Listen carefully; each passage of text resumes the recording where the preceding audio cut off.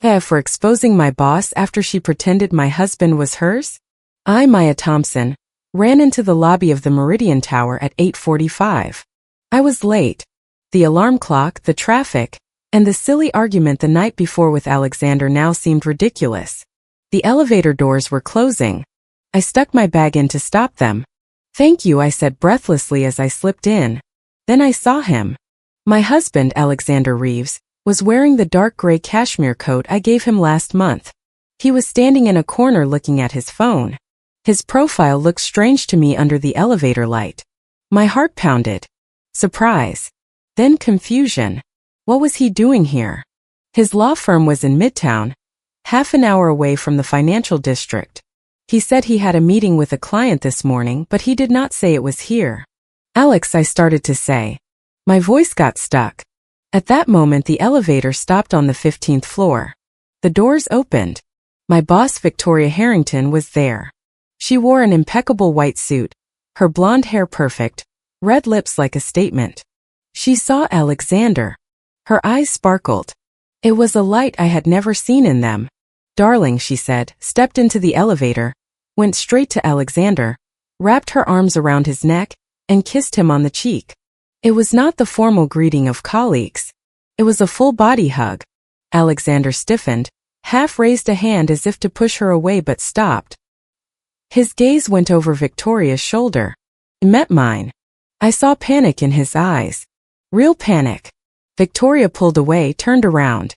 Then she seemed to notice my presence. She arched a perfect eyebrow, sketched something with her mouth.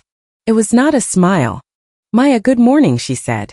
Then she placed a hand on Alexander's arm, a gesture of possession. "It seems you have not met my husband yet.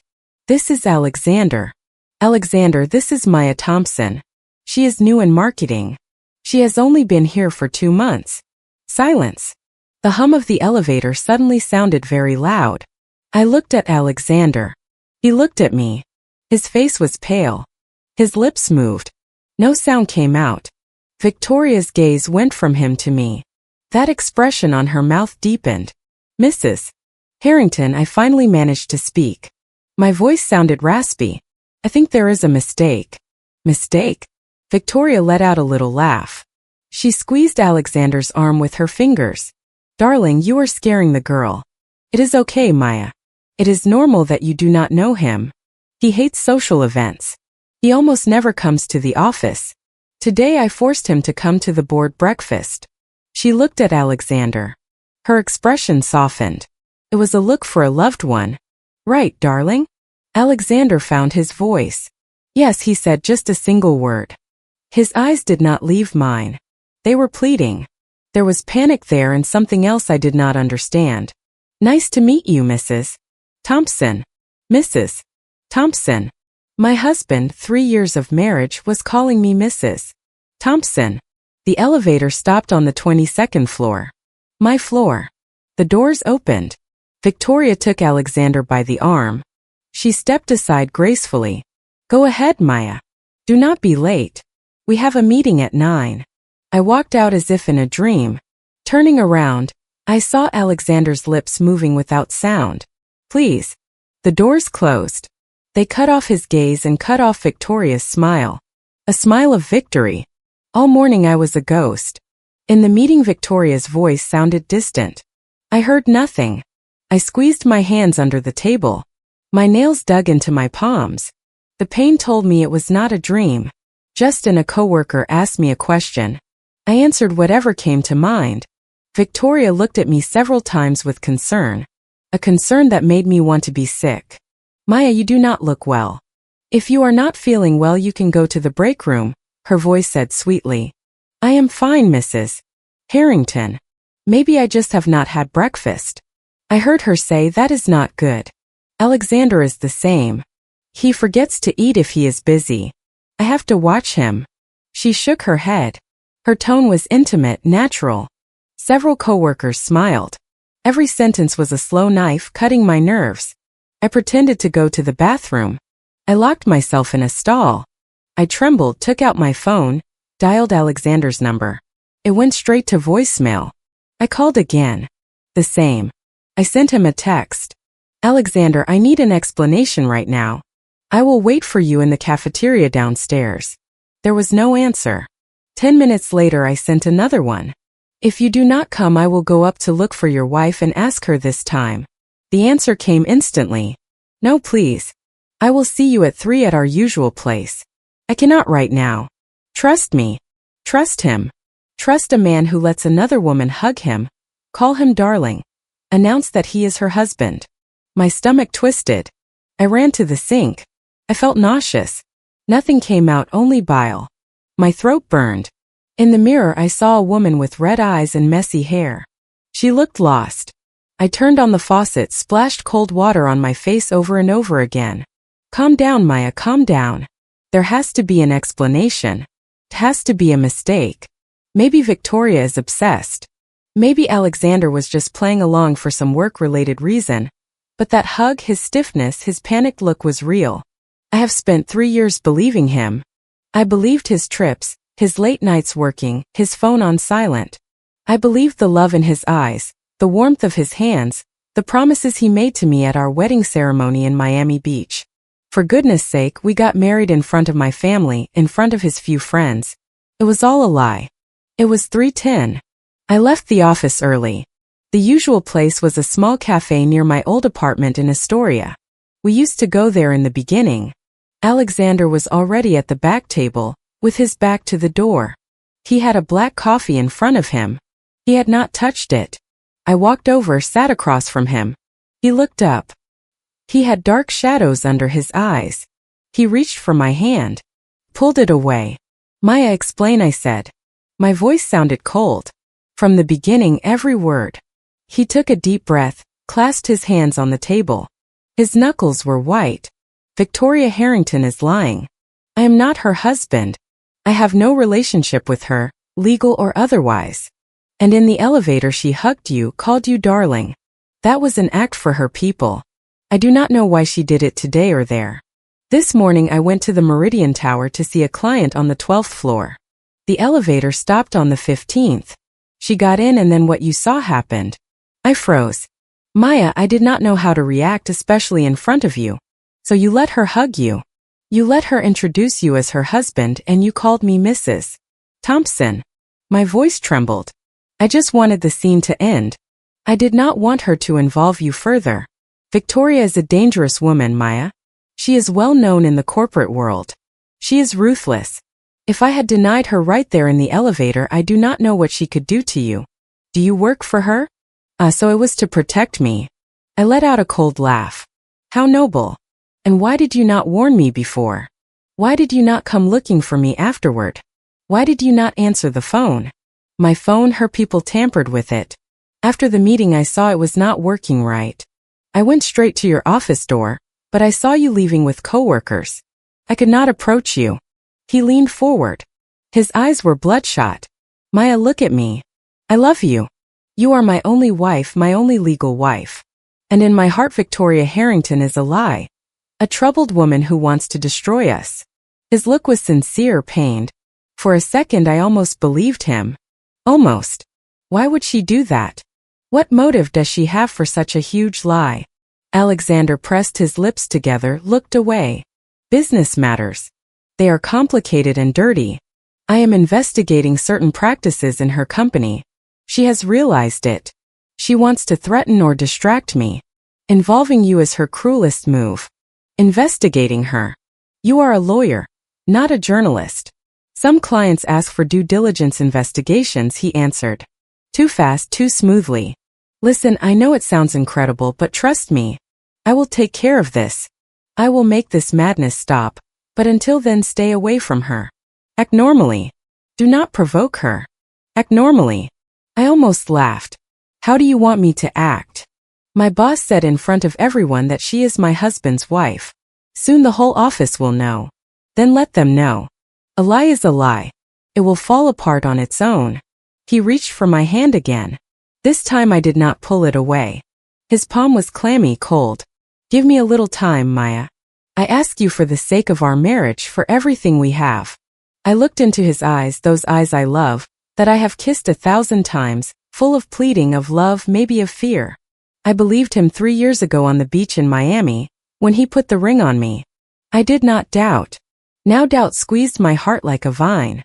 Prove it to me, I said slowly. What? Prove that you have no relationship with Victoria Harrington. Prove your marital status.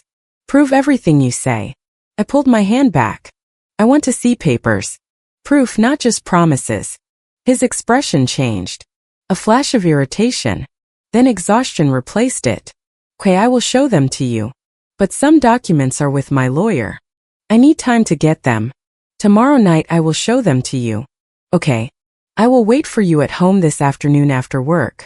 I cannot today. I have this afternoon, Alexander. If not, I will go straight to Victoria and ask her for your family record book. I stood up, grabbed my bag at 6. Do not be late.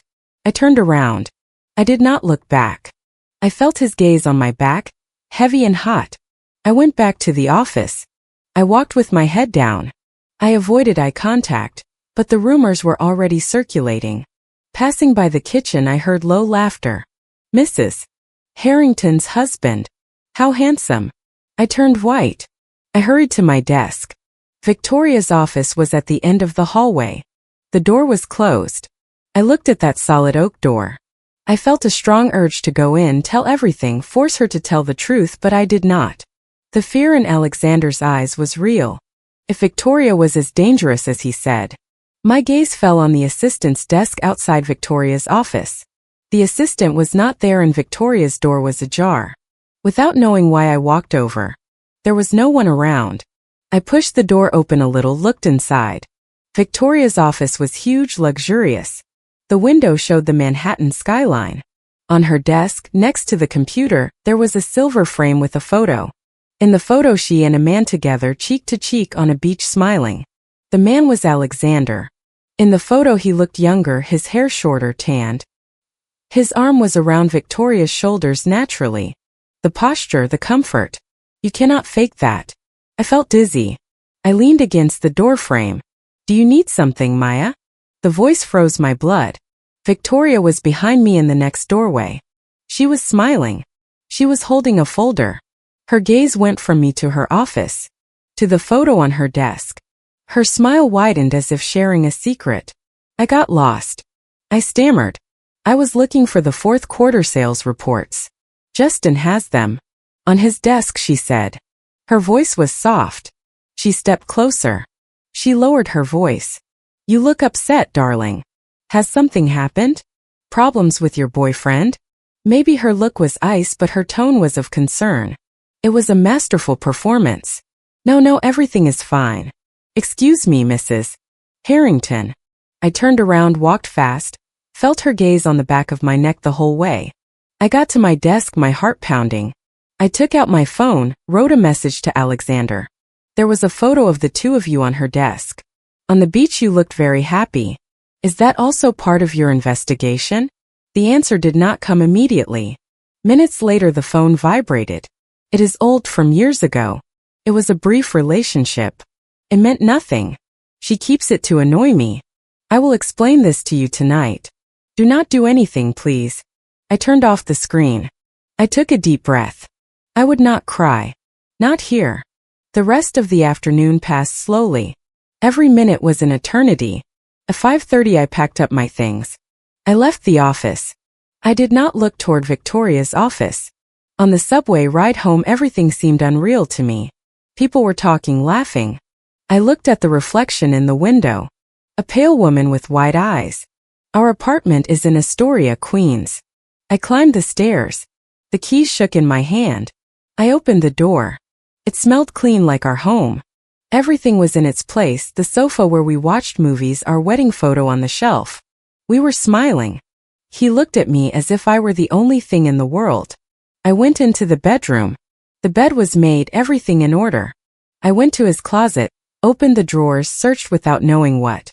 Clothes, old papers, nothing. Then I remembered his old shoebox where he kept keepsakes, old letters, college photos. I found it at the top of the closet, brought it down, rummaged through photos of his younger self with friends, diplomas, and a small black notebook. I opened it. It was an old planner from 5 years ago. I flipped through the pages, work notes, addresses, And then on a page in July I saw some initials and a phone number. I recognized it. Personal cell phone, it was a different one I did not know. Below it an underlined word, appointment Greenvale Club. 20. Greenvale Club. An expensive place, very exclusive. It was not the kind of place Alexander went to. Unless. I looked at the date. It was 5 years ago. We were already together, living in this apartment then. He said he worked late many days. I believed him. I put the notebook down. My hands were shaking. I went to his nightstand, opened the drawer, tissues, a book, reading glasses, and underneath an old cell phone, an old model. Picked it up. It was turned off. I looked for the charger, found it in another drawer, plugged it in. I waited. The phone turned on. It had no password. I opened the messages. They were deleted. The calls too, but in the photo gallery there was just one, a selfie. It was Alexander. He was smiling. Behind him I saw a familiar ceiling, our bedroom. And in the corner of the photo, a reflection in the mirror, an arm, a thin feminine arm with a diamond wristwatch. A watch I had seen today on Victoria Harrington's wrist. The front door opened. "Maya, are you home?" It was Alexander's voice. It sounded tense. I closed the photo gallery, turned off the phone, dropped it in the drawer, closed my eyes, took a breath. "I am in the bedroom," I said. His footsteps approached down the hallway. He stopped in the doorway, looked at me. I was sitting on the bed with the old black notebook in my hands. "What is that?" he asked. His voice was carefully neutral. "Your old planner, the one from 5 years ago." His expression froze. Then he forced a smile. "And what are you doing with that?" "Nostalgia. There is an entry VH. Greenvale Club in VH is Victoria Harrington." His smile disappeared. "Maya, please, this is ridiculous." "Is it? Then explain the photo on her desk. Explain the old phone in your drawer. With a photo of our bedroom and a woman's arm with her watch." His face paled. "Have you been going through my things? You gave me permission. You said you had nothing to hide." I stood up. The notebook fell to the floor. "Who is she to you, Alexander? Tell me the truth." He ran a hand through his hair. He looked tired. Very tired. "The truth," he began. Then he stopped. He looked out the window. "The truth is complicated. I do not want complicated. I want simple. Are you married to her? Yes or no?" He turned around. He looked me in the eyes. "No," he said loudly. "Of course I am not married to Victoria Harrington. I swore it before God and before the law with you. And the relationship. The photo, the country club. It was a mistake a long time ago. Before everything got serious with you. She did not get over it. She is obsessive. The photo on her desk, the phone, they are her games to plant doubts, and she is succeeding." He stepped closer. He tried to touch my face. I pulled away. "Tonight you said you would show me proof. Where is it?" "On the living room table." I brought the documents from my lawyer. I walked out of the bedroom. He followed me. On the living room table there was a brown folder. I opened it. Legal documents inside. A marriage certificate. Ours, signed in Miami Beach. A sworn statement from his lawyer confirming that Alexander Reeves had no other registered marriages. A copy of his civil registry. Marital status, married, with my name. I looked at them. They looked real. Stamped official signatures, seals. "See," he said. His voice was soft. "There is only one marriage, Maya, ours." I looked up. "Then why did you not go to the police today? Why did you not report her harassment?" "Because she is powerful. Because without solid proof it would be my word against hers and she would ruin my career. Yours too. First I need proof of her questionable business practices, then with that I can stop her." His explanation made sense, too much sense. The documents in my hands felt solid, but the photo on the old phone, her arm in our bedroom. What was she doing here, Alexander? In our bedroom. When he closed his eyes, once over 2 years ago she came to drop off some documents for an old case. I was not here. Neither were you. She said the assistant let her in. That she waited. She took that photo. To annoy me, for this, Maya, to plant doubts when necessary. Everything fit too well. Every objection of mine had a clear, reasonable answer. I sat on the sofa. My strength abandoned me. He sat next to me. He did not touch me. I am sorry, he murmured. I am sorry I dragged you into this. I am sorry I did not tell you before, but I did not know she was so dangerous. I thought she had gotten over it. And now what do we do? I asked. My voice was a whisper. Now you act normally at work. Do not give her reasons. I will continue with my investigation. As soon as I have proof of her questionable activities, we will go to the police. It will all be over. And if you do not stop her, I will, I said. My voice was firm. I have to do it. I looked at the documents on the table, then I looked at Alexander. His eyes were sincere, full of remorse, of pain. I could choose to believe him. I could choose to believe that he was the victim of an obsessive woman. I could go back to normal, or I could. My gaze fell on the folder, on the marriage certificate. My name, his name, the date, everything correct. I reached out a hand, touched the paper, the raised seal. It felt authentic. I am keeping this folder, I said. He hesitated. Then he nodded. Sure. Whatever you need. I need time, Alexander. I will give you all the time in the world. He got up, went to the kitchen. I heard the sound of a glass of running water. I kept looking at the folder. My whole life reduced to some papers. It was enough. The papers proved more than a legal record. I remembered Victoria's look in the elevator. It was not the look of an obsessed woman. It was the look of a confident woman, of an owner. Alexander returned, handed me a glass of water. I took it, took a sip. Tomorrow I will go to work, I said. I will act normally. He smiled. A small tired gesture. Thank you. But I need one more thing. Tell me. I want the keys to your office and access to your personal computer to verify your story, to be sure. His smile vanished.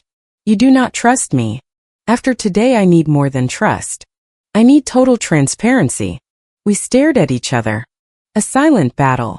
Then he looked down. He nodded. Okay, I will give them to you. Tomorrow. No. Now. He sighed. He reached into his pocket, took out a key ring, separated keys, the one to the office and the one to my drawer. The password for my computer is our wedding date. Backwards. I took them. The keys were cold. The password. Our date. Backwards, a romantic gesture or a calculated one. Thank you, I said. And now? He asked. Now I am going to sleep. I am exhausted. Can I stay on the sofa? I mean, that is how I want to sleep, on the sofa. I need to be alone tonight. He opened his mouth to protest, then closed it, nodded. Whatever you want. I got up, went to the closet, took out a pillow and a blanket, brought them to the sofa. He stood in the middle of the living room. He was watching me. Maya, he started. Good night, Alexander. I lay down on the sofa, turned my back, heard his deep breathing, then his footsteps walking away toward the bedroom. The door closed. In the darkness I squeezed the keys in my hand until they hurt. The papers from the folder were on the table. The proof of our marriage, the proof of his innocence, according to him. But in my mind I only saw one thing, the thin arm in the photo, the diamond watch in our bedroom, and Victoria Harrington's calm, confident smile when she said, "This is my husband." One of the two was lying, or maybe both. I woke up on the sofa with the first ray of sunlight. My neck hurt. The papers from the folder were still on the coffee table. Alexander's keys cold in my closed fist. For a moment everything was normal. Then the memory came back. The elevator, Victoria's smile, the words, my husband. I got up quietly, went to the kitchen, made coffee. The sound of the coffee maker was the only one in the apartment. I looked down the hallway. Our bedroom door was closed. He was sleeping inside, or pretending to sleep. I picked up my phone. There were no new messages. I opened the browser. I searched for Victoria Harrington and Alexander Reeves. Nothing useful. Her professional profiles appeared: CEO of Harrington Consulting, awards, charity events. He appeared on his law firm's page, specialist in commercial law. Nothing linked them. It was as if the last few years, the time before me, had been erased. A noise in the hallway. The door opened. Alexander came out. He was wearing sweatpants and a t-shirt. He seemed to have slept as badly as I had. "Good morning," he said. His voice was hoarse. "Good morning," I answered without looking at him. I poured the coffee into 2 mugs. He walked over. He took his. "Thank you." Silence. The air between us was thick. Questions unasked. Answers ungiven. What are you going to do today? He asked finally. Go to work. As I said, act normally. I took a sip of coffee. It burned. What will you do? I have a very full day, meetings, then the gym, I think. I need to move. Gym. His gym was near his office, far from here. I nodded. Okay, Maya. About last night. The keys, the computer. I understand. Pause. But I hope that when you see there is nothing we can start over. I did not say anything. I looked at the black liquid in my mug. Start over. To what? To yesterday's ignorance. I have to get ready, I said. I left the mug in the sink. I am running late. I took a quick shower, black dress, low heels, makeup to cover the dark circles. In the mirror, professional on the outside. On the inside, a whirlwind. When I came out, Alexander was in the living room. He was looking out the window. He did not say goodbye. On the subway, my mind was working. Acting normally was easy to say, but how to greet Victoria, how to look her in the eyes. I decided to avoid her. If she saw me, I would be polite, cold, professional. I got to the office before most people. I sat at my desk, turned on the computer, tried to focus on a report. The words danced. At 9:30, I saw Victoria walk down the hallway. She was going to her office. She wore a navy blue dress. She looked impeccable. She did not look at me, went straight. She closed the door. I breathed a sigh of relief, but the peace was short-lived. At 10, her assistant Megan approached my desk. Maya, Mrs. Harrington wants to see you in her office now. My heart skipped a beat. Now? About what? I suppose about the quarterly report. You handled it, right? I nodded dryly. The report, something normal, it could be that. I stood up. My legs were shaking. Walked to her door, knocked. Come in. Her voice was clear. I entered. She was sitting behind her massive desk. The photo from the beach was no longer there. In its place was a vase with white orchids. Sit down, Maya. She pointed to a chair in front of her. She was smiling. A professional smile. I just wanted to go over the numbers for the last quarter with you. It seems there is a discrepancy in the margins column of the Bertola project.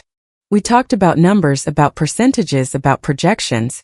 Her tone was the usual one, direct, demanding. Nothing about her recalled the woman in the elevator, the one who called my husband darling. I was crazy. I had imagined it all. We finished. I gathered my papers. I stood up. Maya, she said just as I reached the door. I turned around.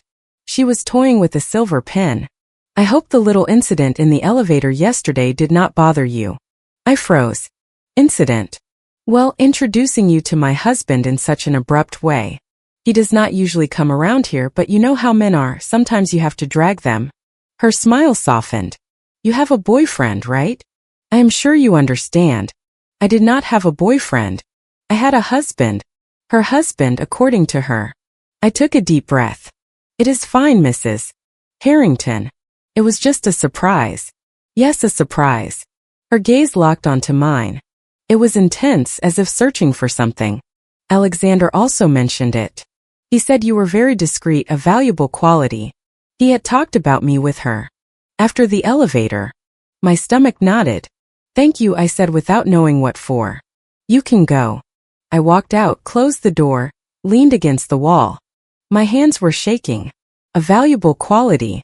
It was a threat, a compliment. I did not know. The rest of the morning was torture. Every time the phone rang, I jumped. Every time someone walked near my desk, I looked out of the corner of my eye. At lunchtime, I went to a small park near the office. I could not face the cafeteria, the looks, the possible comments. Sitting on a bench, I took out my phone, dialed the number for Alexander's gym. Summit Fitness. I knew it. It was expensive, exclusive. Summit Fitness, good morning, how can I help you? A cheerful female voice.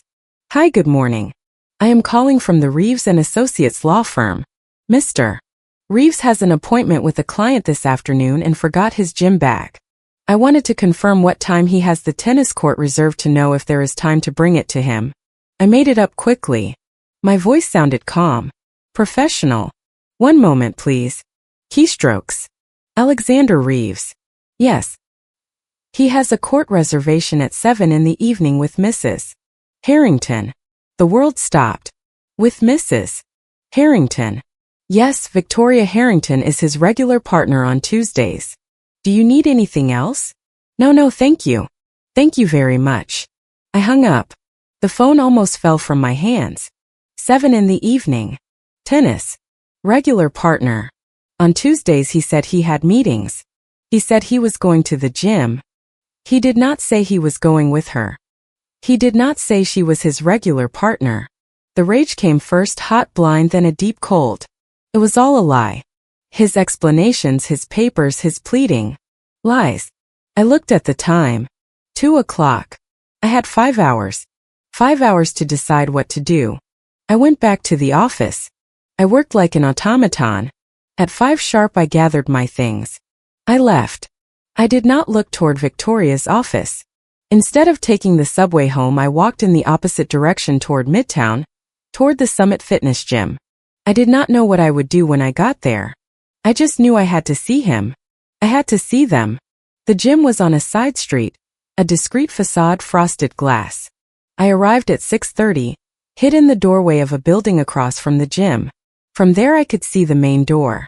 Time passed slowly. At 6:50 a taxi pulled up. Alexander got out. He was carrying his gym bag. He was alone. He checked his watch. He went inside. My heart was pounding. Now she would come. At 7 sharp another taxi. The door opened. Victoria stepped out. She wore elegant sportswear, a jacket, her hair pulled back in a perfect bun. She smiled at the driver, paid. Then she looked toward the gym door. Her smile changed. It became more anticipatory. She went inside. I saw them together. Through the blurry glass of the door. He greeted her.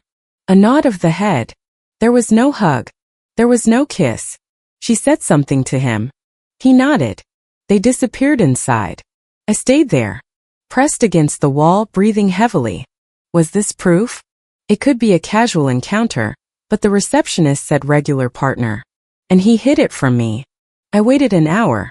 I was freezing. People went in and out. At 8:10 they came out together. They were talking. He was gesturing. She was laughing. They stopped on the sidewalk. She placed a hand on his arm, a brief gesture. Then he looked around as if searching for something or someone. I ducked. My pulse raced. When I looked again, he was raising a hand, hailing a taxi. He opened the door for Victoria. She got in. He said something to her. She nodded from inside. The taxi drove off. Alexander stayed on the sidewalk, looked at his phone, then walked in the opposite direction toward the subway stop. I did not follow him. I could not move. The scene played over and over in my head.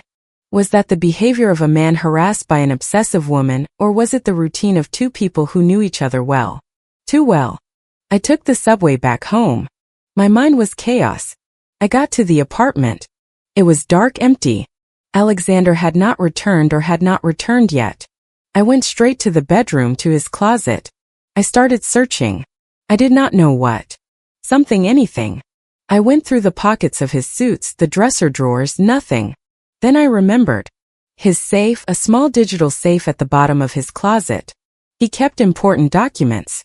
He had never given me the combination. Boring work stuff, Maya, he used to say. I knelt in front of it. I tried dates, his birthday, mine, our wedding day. Nothing. The red light blinked. I tried. The date of the elevator. Nothing. Frustrated. I sat on the floor. My gaze fell on the wastebasket by his nightstand, empty, but next to it, between the nightstand and the bed, I saw something shiny. A small glint of gold. I reached out, picked it up. It was a ring, his wedding band, the simple gold band he had worn since the day we got married. He always wore it. He said he never took it off, not even to sleep, he joked, but here it was on the floor, as if he had dropped it or as if he had thrown it away. I held it in my hand. It was cold. I turned it around. Inside were engraved our initials and the date. Mr. June 12, 23. Our day. Why was it here? Did he take it off to go to the gym, to not leave a mark, or to not wear the sign of his other marriage? I heard the front door, keys, footsteps. I stood up quickly, put the ring in my dress pocket, walked out of the bedroom. Alexander was in the living room, taking off his jacket. He smelled like soap, like shampoo, freshly showered at the gym. "Sure, you are back late," I said. It surprised me how calm my voice sounded. Yes, the meetings ran long. Then I went to the gym. I needed to clear my head. He rubbed the back of his neck. He looked tired. "Have you had dinner?" "No, me neither." "Let us order something." Just like that, we looked at each other. A normal couple talking about dinner while my pocket held his wedding ring, and my head held the image of him opening a taxi door for Victoria. "How was your day?" he asked, walking toward the kitchen. He opened the fridge. "Normal. I had a meeting with Victoria." He froze. Then he closed the fridge slowly. "Oh yeah. About what?" "About the quarterly report. She said you were very discreet, that you had mentioned it to her." He turned around. His expression was carefully neutral. "Yes. Well, after the elevator thing we talked for a moment. I told her you were an excellent professional, that there was nothing to worry about." "Worry about what?" "About the misunderstanding, so it would not hurt you at work." He stepped closer. "Maya, you have been in my closet." The subject change was abrupt. "Why?" The safe is slightly shifted. My heart stopped. He did not look at me. His eyes scanned my face. I did not say anything. I did not look away. He finally broke eye contact. "I am going to take a shower. Then we will order dinner." While he showered, I stood in the living room with the ring in my hand. I squeezed it. Confront him now, tell him I had seen him with her, that I had called the gym, but something stopped me. If I did, he would have another explanation, one that might make sense again. And I wanted it to make sense, or I wanted the truth, even if it was horrible. I left the ring on the coffee table, in the exact spot where the documents from the folder had been earlier. He came out of the shower in a bathrobe, his hair wet. He saw the ring on the table, stopped dead. His face tensed. "Where did you find it?" he asked. His voice was low. "On the floor, next to your nightstand." He walked over to the table, picked it up, turned it between his fingers. "It must have fallen off last night or this morning with all the mess. You never take it off, Alexander. Not even to sleep. Yesterday was not a normal day, Maya." His voice rose in volume, then he held his breath, lowered his voice. "Sorry, it is just that yesterday I was nervous.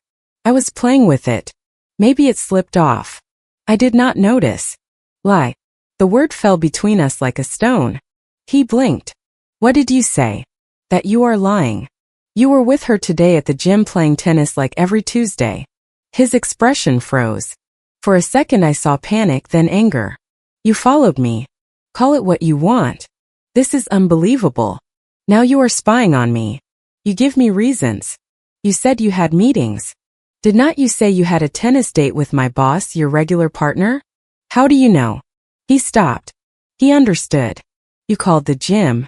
Do not answer a question with a question. Why were you with her?" "Because I had no choice, Maya." He ran a hand through his wet hair. "After yesterday she called me. She said she wanted to talk in a neutral place. The gym was her idea. I only agreed to calm the waters so she would not do anything to you at work." "And why did you not tell me?" "Because I did not want to worry you more. Because I know how you are. You would have wanted to go. You would have made a scene." He took a step back. His tone changed. It became more reasonable. "It was just a game of tennis. We talked. I told her clearly that her behavior was unacceptable, to stop making up stories. She took it well. She said she understood that it was a mistake." "And the ring, did you take it off for her?" "I did not tell you that. It fell off." "It has nothing to do with her," he yelled. He was furious, or pretending to be. We stood looking at each other. Two strangers in a living room that was once ours. The silence was heavy, broken only by our breathing. "Do you know what the worst part is, Alexander?" I said finally. My voice sounded tired. "It is not that you lie. It is that you think I am stupid, that I believe all your excuses one after another. I do not think you are stupid. I think you are scared, and rightly so, but I am not your enemy, Maya. She is." He pointed to the ring in his hand. "This is real. What we have is real. Do not let a liar destroy it. Then prove it to me again. You showed me papers. You gave me the keys. Tomorrow I will go to your office. I will check your computer. I will check everything, and then I want us to go to the police to report her harassment together. He paled. To the police? No, not yet. Why not? Because I do not have enough proof. It will be my word against hers and she is powerful. First I need. What? What do you need, Alexander? More tennis games, more secret meetings. I need proof of what she does in her company, real proof. That will stop her. Not a harassment complaint that no one will believe. I walked up to him, looked him straight in the eyes. Then give it to me. Tell me what she does. Help me understand. He held my gaze, then looked away. I cannot. It is dangerous. The less you know, the better. That phrase, the perfect shield of someone who has something to hide. All right, I said, stepping back. Then I will look for my own answers. What do you mean? That tomorrow, after checking your office, I will make a decision. With or without you. I walked to the door, grabbed my bag and my jacket. Where are you going? To spend the night in a hotel. I cannot sleep here. No, tonight, Maya, please. No, Alexander, for once. Do not ask me for anything. You have made your decisions. Now I make mine. I walked out, closed the door behind me. I did not look back. In the elevator, the tears finally came, silent, bitter. I went down to the street. The cold New York air hit my face. I walked aimlessly. Then I took out my phone. I searched the internet for Private Detectives New York. There were many. I chose one. Read Investigation Agency. Absolute discretion. I dialed the number. It rang twice. A calm masculine voice answered. Hello. Hi, my name is Maya. I need your services. My voice trembled. I took a deep breath. I need you to investigate someone. Who, Mrs. Maya? My husband. On the other end of the line there was a brief pause. Then the calm professional voice. Sure, we can meet tomorrow to talk about the details. Tomorrow afternoon after 5, perfect. I will send you the address by message. Thank you. I hung up. I stopped in the middle of the sidewalk. People passed by me laughing, talking, living their normal lives. I no longer had a normal life. I had a husband who maybe had another wife, a boss who maybe was that wife, and a gold ring in my pocket that meant nothing anymore. I looked up. The lights in our apartment were on. He would be up there alone. Maybe regretful, maybe planning his next lie. It did not matter. Tomorrow I would start looking for the truth. With or without him, because one thing was clear to me. I could no longer live in doubt. I preferred the truth, however painful it might be, and I would pay whatever price necessary to get it. The night at the hotel was long. A small room with city lights. I could not sleep. Every time I closed my eyes I saw the scene, the elevator, the ring on the floor. Alexander opening the taxi door for Victoria, and his face when I told him I had followed him. It was not guilt. It was rage, as if I were the intruder, the one who had crossed a line. At 6 in the morning I got up, looked at myself in the bathroom mirror, deep dark circles. I took a cold shower. The water woke me up. I dressed in formal clothes and armor. Today I would not go to the office, not yet. First, Alexander's office. The keys felt heavy in my bag, his law firm, Reeves & Associates. It was on a street in Midtown, an old, elegant building. I arrived before 8. The receptionist was not there, only a janitor sweeping the entrance. Good morning. I am going to Mr. Reeves's office. He left some things for me, I said with the firmest voice I could manage. The janitor nodded with disinterest. I went up in the elevator. My heart was pounding. 4th floor. The glass door with the law firm's name was locked. I used the key Alexander gave me. I went in. The place was silent. It smelled of coffee and polished wood. His office was at the back, also locked. The key turned smoothly. It was a spacious room, a large oak desk, shelves full of law books, 2 armchairs, a window overlooking an interior courtyard. Everything tidy, too tidy. I sat in his chair, turned on the computer. The screen asked for the password. My mind went blank for a second. Then I remembered our wedding date backwards.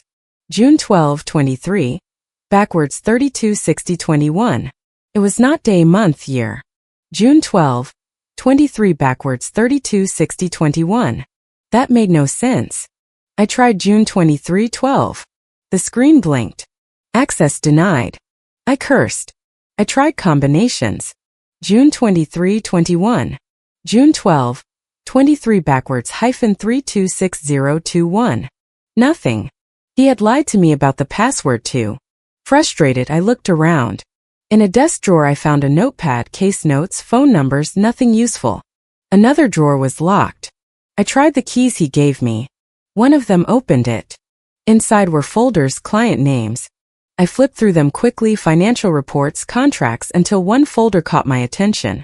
It had no name, just some initials: VH Consulting, Victoria's company.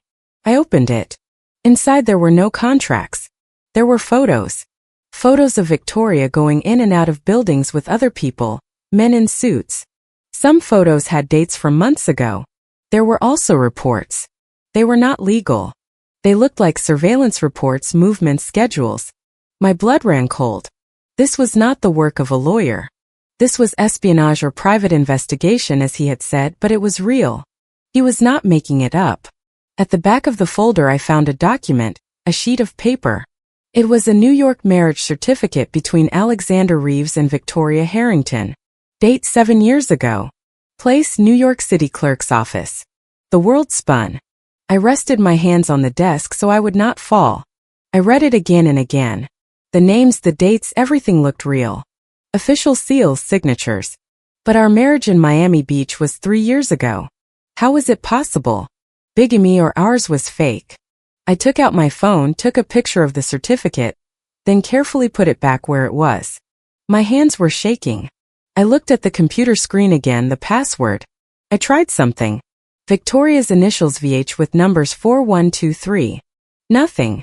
I tried her marriage date, the one I had just seen. May 14, 19, 140-519. I typed it in.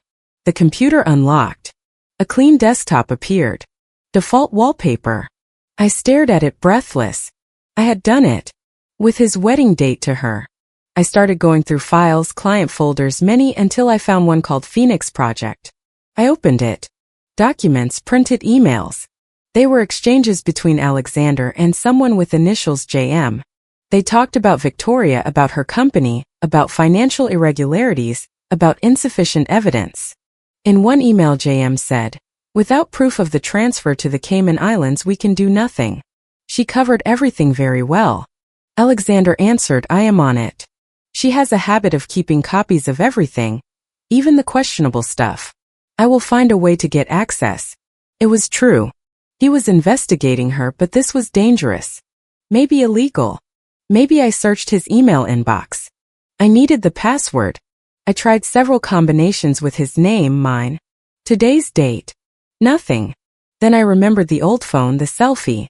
I looked in the drawers, found a charging cable, plugged the old phone into a USB port on the computer. Maybe I could access his emails from there. The old phone had no email apps, but it had a browser and the option to remember passwords. With trembling fingers I opened his email provider's page. And yes, his username was already saved. I clicked on the password field.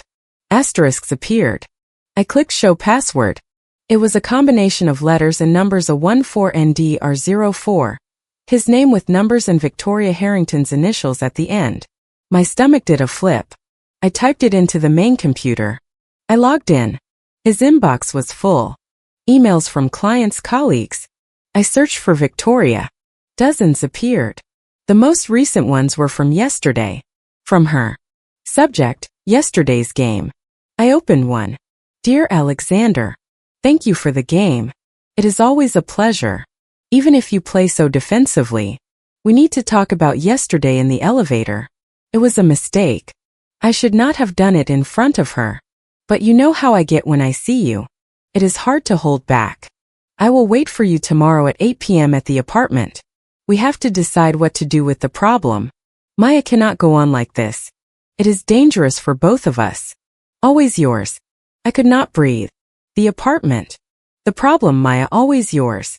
The words danced before my eyes. This was not the email of an obsessive woman. It was the email of a partner, of an accomplice. I searched the sent emails. I found his reply sent last night after I had gone to the hotel. Victoria, the game was fine. About the elevator thing. You are right, it was a mistake, but do not do it again. Maya is smarter than she looks. She is getting suspicious. About tomorrow I cannot. I have to calm her down. She is on edge. If she thinks of going to the police or a journalist, it ruins everything. Do not do anything. I will take care of her as we discussed. I will take care of her. The phrase froze my blood. What did it mean? Threats or something worse? I heard a noise outside. Footsteps in the hallway. I froze. The footsteps got closer. They walked past. It was the janitor, probably. They had an apartment, a place, and I was the problem. Maya, something to solve. With hands that did not feel like mine, I forwarded the key emails to my own address, also the photos from the folder and a screenshot of the marriage certificate. Then I cleared the browsing history, turned off the computer, put everything back in its place, the VH folder in its drawer, locked it. I walked out of the office, closed the door. My legs could barely support me. In the elevator, I leaned against the wall. I had the proof. Now what do I do with it? I looked at the time. 9:30. The appointment with the private detective was at 5. I had the whole day ahead of me, but I could not go to the office. I could not see her. With her lies and her smile. I sent an email to the office. Urgent personal matter. I will not be able to come in today. Then I turned off the company phone. I went to a nearby cafe, ordered a double espresso, sat in a corner, took out my personal phone, opened the photos I had taken. The marriage certificate was real. It had a registry number. An idea crossed my mind. I searched the internet for the number of the New York City clerk's office. I dialed. An automated voice gave me options. I pressed to speak with a clerk. After a 20-minute wait, a woman answered. Good morning. New York City clerk's office. How can I help you? Hi, good afternoon. I am calling because I need to verify the authenticity of a marriage certificate for an inheritance process. I lied with the firmest voice possible. You need to request it by appointment, providing your ID and the certificate information. Yes, I know.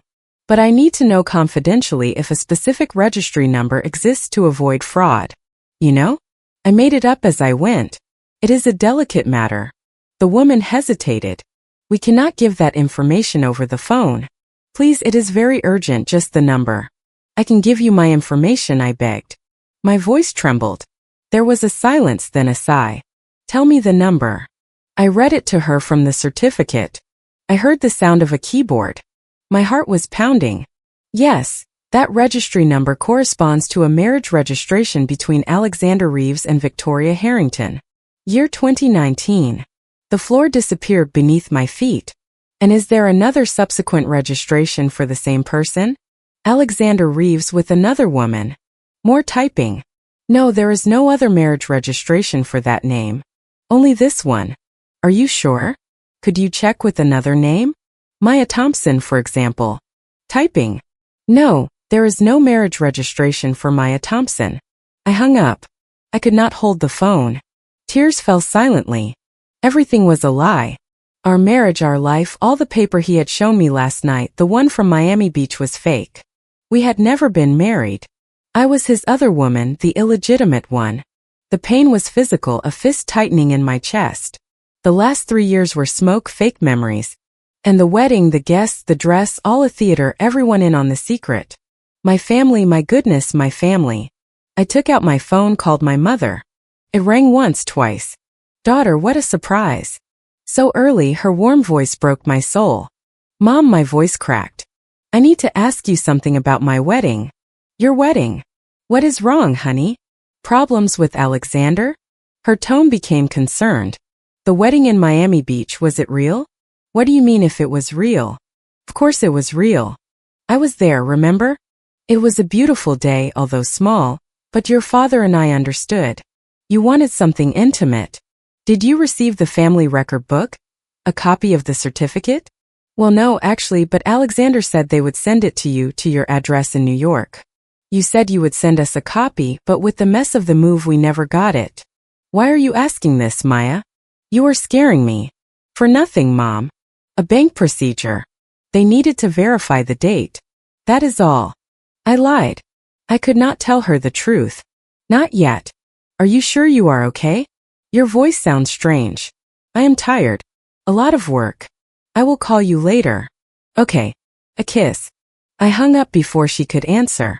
It was not a theater. There was a wedding, but it was not legal. Alexander must have arranged a fake ceremony with a supposed officiant, and we all thought it was real. Even me. The rage came then. A pure white rage. He had lied to me, to my family. He had made me live a lie for 3 years. And she, Victoria, knew it. I am sure she knew it. That is why her smile in the elevator was of triumph. She was the legal wife. I was the other woman. I looked at the time. 11 o'clock. I had 6 hours before seeing the detective. 6 hours to decide my next step. I could not sit still. I had to confront her. Now with the proof in hand, I paid for the coffee, went out to the street, hailed a taxi to the Harrington Consulting headquarters on Park Avenue. During the ride, my mind worked quickly. What would I say to her? Show her the emails? The certificate? She would deny everything or threaten me, but I needed to see her face. I needed her to know that she no longer had me fooled. I got to the building, a modern glass block. I went up to the 10th floor. The receptionist recognized me. Maya, what are you doing here? I thought you were not coming in today. I need to see Mrs. Harrington. It is urgent. She is in a meeting until noon. I will tell her to wait. I walked straight toward her office door. The receptionist tried to stop me. Maya, you cannot. I opened the door. Victoria was sitting behind her desk. She was talking to 2 men in suits. All 3 turned to look at me. Victoria, I need to talk to you right now. My voice did not tremble. Her professional smile froze. Then it softened. Gentlemen, excuse me for a moment. Seems it is urgent. She stood up. Maya, come in. Wait inside. The 2 men walked out looking at me with curiosity. I went in. She closed the door. The smile disappeared from her face. What the hell does this mean? How dare you interrupt my meeting? Your husband or mine, I do not know what to call him. I took out my phone, showed her the photo of the marriage certificate. Explain this to me. She looked at the screen. Not a muscle in her face moved. Then she looked up at me. Her eyes were ice. Where did you get that? From his office. From the drawer with your name on it, along with photos of you. Surveillance reports. It seems your husband is investigating you, Victoria, or should I call you Mrs. Reeves? She did not answer immediately. She went to her desk, poured herself a glass of water, took a sip, then sat on the edge of the desk looking at me. You are very smart, are you not? Smarter than Alexander thought. So it is true. Are you legally married to him? Yes, for 7 years. Her tone was cold, calculating. Your little ceremony in Miami Beach was a nice show, very emotional. Alexander has a talent for drama. The words hit me like punches. Did you know the whole time? Of course I knew. It was my idea. She smiled. A cruel smile. He wanted to leave me for you. He said he was in love, that you were different. So I offered him a deal. He could have his fling. His girlfriend in Miami Beach. Even his fake wedding to keep up appearances so your family would not ask questions. But in exchange he would still be my husband on paper and in everything that matters, business, social life, everything. I do not believe you. He told me you were obsessed, that you were harassing him. And you believed him. She let out a dry laugh. Poor Maya, so naive. Alexander and I are a team, a very good team. He handles the legal aspects of my transactions. I handle the money. Our money. What transactions? That does not matter to you. What matters to you is this. You are a problem. A problem that has grown too big. Alexander should have controlled you better, but he has gone soft. He has grown fond of you. That is a mistake. She stepped closer to me. Her perfume, expensive and strong, enveloped me. Look, I know this is hard. You bought into the fairy tale, but it is time to wake up. Alexander is not your husband. He is mine, and this farce is over. What do you mean? I mean you need to leave. Leave New York, leave your job, stay away. Alexander will give you some money compensation. For your time. I laughed. I could not help it. A bitter, desperate laugh. Do you think I will leave like this with a pat on the back and a check? I have proof, Victoria, of your marriage, of your emails. That you deceived me. And what are you going to do? Go to the police. Tell them you married a man who was already married. What is your word against ours? And we have the paperwork in our favor. Besides, do you think the police care about an issue of bigamy between adults? They will laugh in your face. She crossed her arms. And if you try anything else, anything that could damage my business or my reputation, I assure you that you will regret it. I have friends in very high places, Maya, and very low ones. It was a clear threat. I understood it perfectly, but the rage was stronger than the fear. I am going to tell everyone, your company, your friends, the press, the great Victoria Harrington, deceiver and liar. Her smile disappeared. Her eyes narrowed. Do not be a fool. If you do that, you will not just ruin yourself. You will ruin Alexander. He is involved in everything, you know? Up to his neck. If I go down, he goes down. Do you want that? Send the man you love to legal trouble. I do not love him. I do not know him. The man I love does not exist. Well, then you have nothing to lose. Leave. That is my last polite offer. I stared at her. I saw absolute confidence in her eyes, the certainty that she would win. She had all the cards, money, power, legal papers, but I had one desperation. I am going to talk to Alexander right now. Do it. He already knows what he has to do. She moved away from me, went to the door, opened it. The meeting is over and your employment here as well. You are fired. Clean out your desk and get out. If you ever come near this building again, I will call security. I walked out of her office. I felt everyone's eyes. The receptionist, the two men from before. I walked to my desk, emptied the drawer. I put my things in a box. My hands were not shaking. Now I was cold, freezing. No one said anything. No one said goodbye. I picked up the box, walked out of the building. Outside the sun was shining. People were walking by. The world kept going the same, but mine had shattered into pieces. I took out my phone, turned it on. Dozens of notifications. Missed calls from Alexander. Messages. Where are you? Are you okay? Please answer. I sent a message. I need to see you now at our apartment. The answer arrived instantly. I am on my way. Stay there. I caught a taxi back to Astoria, to what was no longer my home. He was already there waiting at the door, pale with messy hair. Maya, where have you been?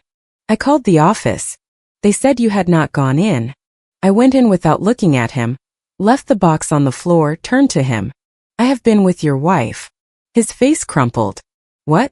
Victoria, your wife, the legal one. I have been with her. She showed me the papers, the real ones.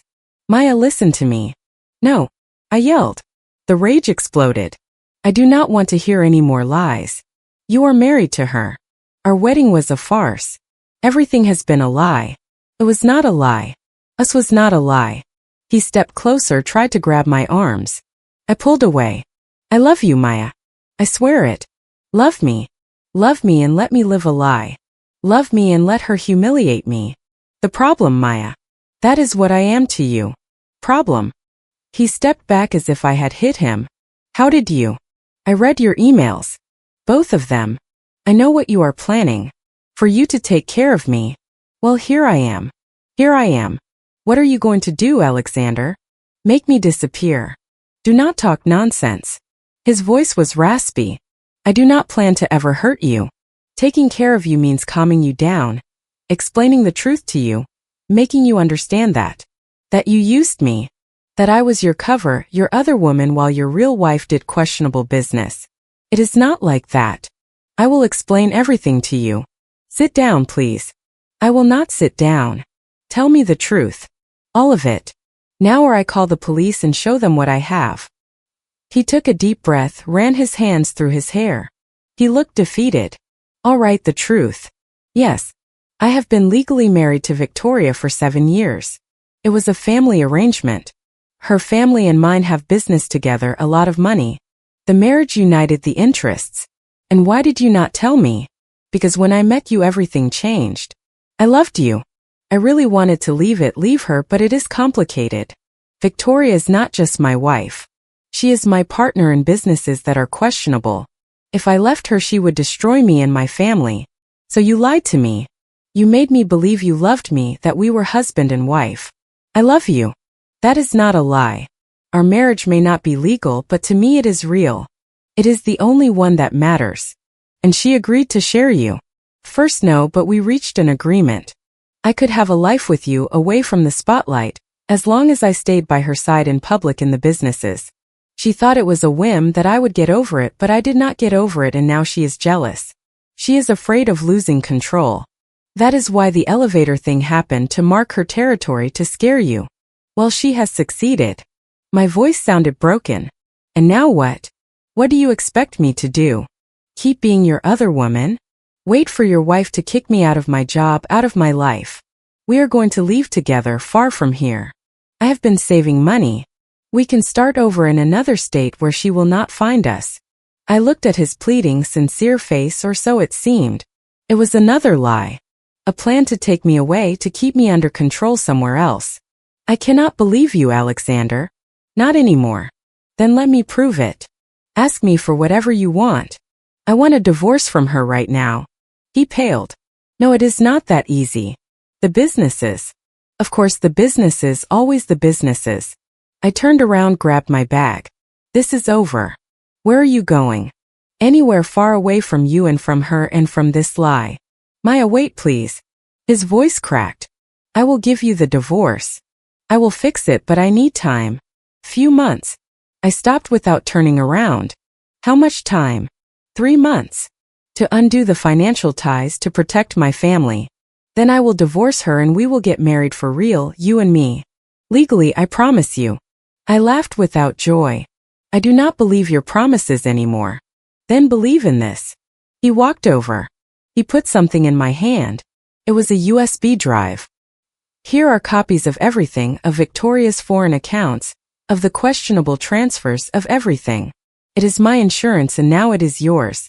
If something happens to me or if I do not keep my word, you take it to the police or a journalist. She will face legal trouble. Me too probably, but it will be your guarantee. I looked at the USB drive. It was small black. It contained his life and hers. Why are you giving me this? Because I trust you and because it is the only way for you to trust me. You hold all the cards now, Maya. I have nothing. It was a desperate move or a very smart one. If I had the proof, I could not go to the police without condemning him. He was also tying me to his fate. 3 months, I said, putting the USB drive in my pocket. Not 1 day more. 3 months. He nodded with relief. We will not see each other. For your safety, she will be watching. But I will keep you informed through a secure channel. Like this. Alexander reached his hand out to me, but I did not take it. I am sorry for everything. I did not say anything. I left the apartment. This time I did not cry. I just felt a huge emptiness and a hot USB drive in my pocket that felt heavy as a stone. I looked at the time. Almost 4 in the afternoon. The appointment with the private detective was at 5. I did not need him anymore. Or maybe I did, maybe more than ever, because one thing was clear. I could not trust Alexander or Victoria and I had to watch my back. And that USB drive was my only insurance, but I needed to know what was inside and I needed someone who knew about these things. I decided to go to the appointment with Harlan Reed, see what he told me, and then I would make a decision. With all the information, for the first time I walked toward the subway stop. The USB drive in my pocket felt like it was burning. It was my ticket to freedom or my undoing. I did not know yet. The Reed agency was in an old building in Astoria, not far from my apartment, a discreet plaque. I rang the bell. The door buzzed open. I went up to the first floor, a frosted glass door. Pushed it open. A small waiting room, leather sofa, a table with magazines, a middle-aged woman with glasses was typing on a computer. She looked at me. Good afternoon. I have an appointment with Mr. Reed. Mrs. Maya. That is right. Go ahead, please. It is the last door down the hall. I walked down a narrow hallway. I knocked on the door. Come in. It was the same calm voice from the phone. I entered. The office was functional.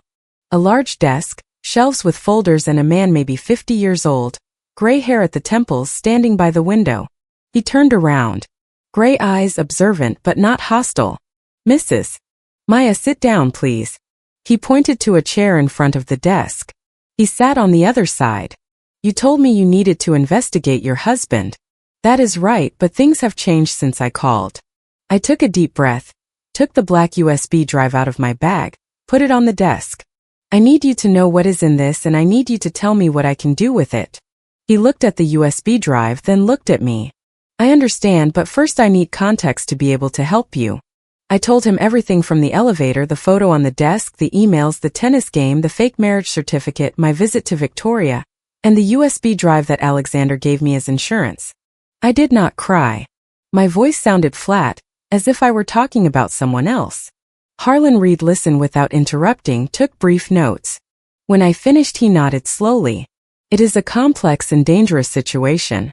Victoria Harrington has a reputation not only as a good businesswoman, but also as ruthless. I have heard things. Never confirmed. But rumors. What kind of rumors? Questionable financial dealings, tax issues, dealings with unsavory people. Nothing that has come out in the press. She has a good legal team and apparently a lawyer husband who helps her. His look was significant. He says he wants out, that he will give me the divorce from her in 3 months, and you believe him, right? But I have this. I pointed to the USB drive. That could be many things. Real proof, a trap, or nothing. He picked up the USB drive. Do you give me permission to examine it? I have an isolated, secure computer. He plugged it into a laptop that had no internet connection. He opened the files. There were many folders, PDFs, spreadsheets, images of documents. We reviewed them together. I sat next to him. The first file was a list of bank transfers, account numbers in Switzerland, in the Cayman Islands, large sums, dates from the last 5 years. Next to each transfer, some initials, shell companies, names I did not recognize. Another file, contracts for the purchase and sale of properties in the Hamptons, in Florida, under company names. But in the power of attorney documents appeared the signatures of Victoria Harrington and Alexander Reeves. He is not lying about his involvement, Harlan Reed murmured. He is in it up to his neck. I felt an emptiness in my chest. It was true. My Alexander, the man who read poetry in bed, signed property contracts with questionable money. The next file froze my blood. It was an internal report from Victoria's own company. It talked about waste management in an industrial park upstate, bribes to inspectors, falsified reports. And there was an appendix, photos of a plot of land with containers and a man with his back turned talking to another. The man was Alexander. No. The sound came out of my throat involuntarily. Harlan Reed looked at me with pity. I am sorry. We kept going. More proof, more lies. Each file was a nail in the coffin of the man I used to love. Finally, we found a text document with a title, Phoenix Contingency Plan. It was a detailed plan to, in case of an investigation, shift the blame to a frontman, a mid-level employee. The plan included the creation of false evidence and the neutralization of potential problematic witnesses. The word neutralization appeared in quotes, but its meaning was clear. This is very serious, Mrs. Maya, Harlan Reed said, turning off the screen. This is no longer just financial issues. This is corruption and possibly something worse. What do? I go to the police. With this I could. But there is a problem. Alexander. Exactly. He is an accomplice, a signatory. He appears in photos. He would face legal trouble with her. Maybe for longer if they managed to prove that he was the legal mastermind. But he gave me this. Maybe for you to have it to be your insurance, but it could also be a trap for you. If you take this to the police, how do you explain that you have it? How do you explain that you are not an accomplice? You have lived with him for years. You have enjoyed a standard of living. He made a broad gesture. Could they think that you also knew that you are part of this? He was right.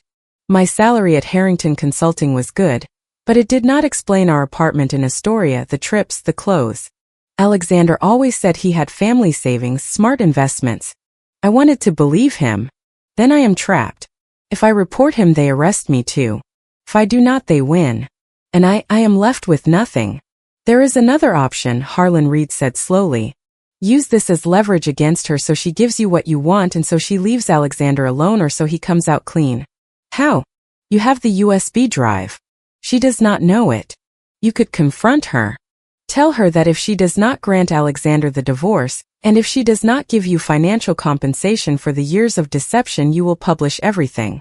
Not to the police, to the press, an anonymous leak. That would ruin her reputation. Even if the justice system could not prove anything later, it is risky. She is capable of anything. That is why you need protection and a plan. I can help you with that. I looked into his gray, serious professional eyes. He did not look like a man who scared easily. Why? For money. Yes, for money, but also because I do not like people like Victoria Harrington. I have seen what they do. They trample over others and almost always get away with it. He leaned forward. Think about it. You do not have to decide now. Keep the USB drive in a safe place, not in your house, and do not contact Alexander or Victoria again.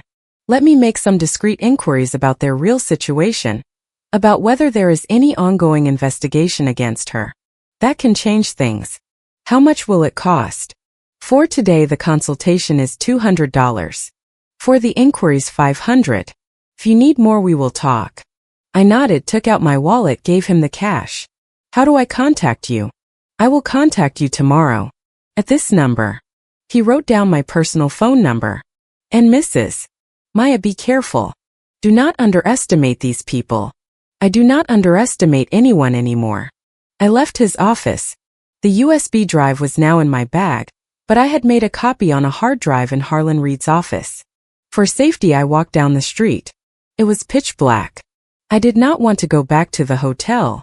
I did not want to be alone. I called my only real friend in New York, Rachel. I had known her since college. She lived in Astoria. Maya, it has been so long. Her cheerful voice on the phone was a balm. Rachel, can I spend tonight at your house? It is urgent. The tone of my voice alerted her. Of course, honey. Come whenever you want. Is something wrong? I will tell you when I get there. Her apartment was small and cozy, full of plants and books. Upon seeing me, her smile disappeared. My goodness, Maya, what happened to you? I broke down. I cried. I told her everything through sobs. Rachel listened to me, horrified. She hugged me. She gave me tea. It is incredible. He seemed so normal, so in love. It was all a lie. I am the other woman, the one who was deceived. Do not say that. You are the victim. They are the ones at fault. Her face hardened. And now what will you do? Report them. I told her about the USB drive, about Harlan Reed. His plan sounds dangerous, Maya. That woman, if she is capable of everything you say, will not stop at you. I know. That is why I need to do it right. I need to make sure that if something happens to me, the evidence comes to light. We spent the night planning. Rachel, who is a freelance journalist, knew a couple of investigative colleagues. She said she could discreetly sound them out about Victoria Harrington, see if anyone was already snooping around. The next morning my phone rang. An unknown number. Mrs. Maya, it is Harlan Reed. I have information. Yes. I have made some checks. There is an ongoing Treasury investigation into Harrington Consulting. It is secret, but it exists, and there are rumors that the NYPD's Financial Crimes Unit also has an eye out, but there are no arrests. It seems a key piece is missing, a document or a witness. The USB drive. The USB drive could be that key piece. Do you think if I go to the police with the USB drive they will believe me, or will they think I am part of it? It is a risk, but if you go accompanied by a good lawyer, and if you offer to cooperate, they could offer you a deal. Testimony in exchange for protection. I do not want protection. I have not done anything wrong. But then I hesitated. It was true. My ignorance was an excuse. And Alexander, he would not have that luck. With the evidence there is, he would be prosecuted. My heart sank. Despite everything, the idea of sending him to legal trouble. I need to think about it. Is there anything else? His voice became graver. I have done some discreet tailing of your husband. This morning he went to Victoria Harrington's office. He was inside for 2 hours. Then they came out together. They went to a notary in the center. A notary? What for? I do not know, but they came out of there. He seemed tense. She satisfied. A bad feeling washed over me. Can you keep watching him? Only him I can, but it will cost more. It does not matter. Do it. I hung up. I told Rachel. A notary. Rachel frowned. Could be anything. A power of attorney, a change of will, or signing the divorce. Do you think? It is possible. If she wants to calm you down or calm him down, maybe, she agreed. But I did not believe it. Victoria was not one to give in. Unless she gained something. My phone vibrated. A message from Alexander from his personal number. Maya, I know you do not want to talk to me. I understand, but I need you to know something. I have taken a step. I have started the process to be with you. Really be careful. Trust no one. I am trapped too. I love you. The message was confusing. Had he started the divorce or was it another lie? Be careful. Trust no one. Including him. I did not answer. I deleted the message. Rachel left me her key. She had to go to a job interview. I stayed alone in her apartment. The uncertainty was eating me up. I could not sit idly by. I decided to do something risky, go back to my apartment to look for more, to see if there was something Alexander had not given me or had left behind. I took precautions, put on a baseball cap, sunglasses, walked to Astoria, got to our building, looked up. The windows of our apartment were closed. I went up, used my key. The door opened. Silence, a strange silence. Everything was in order, too tidy, as if no one lived there. I went to the bedroom. The bed was made. Alexander's closet was half empty. A lot of clothes had disappeared.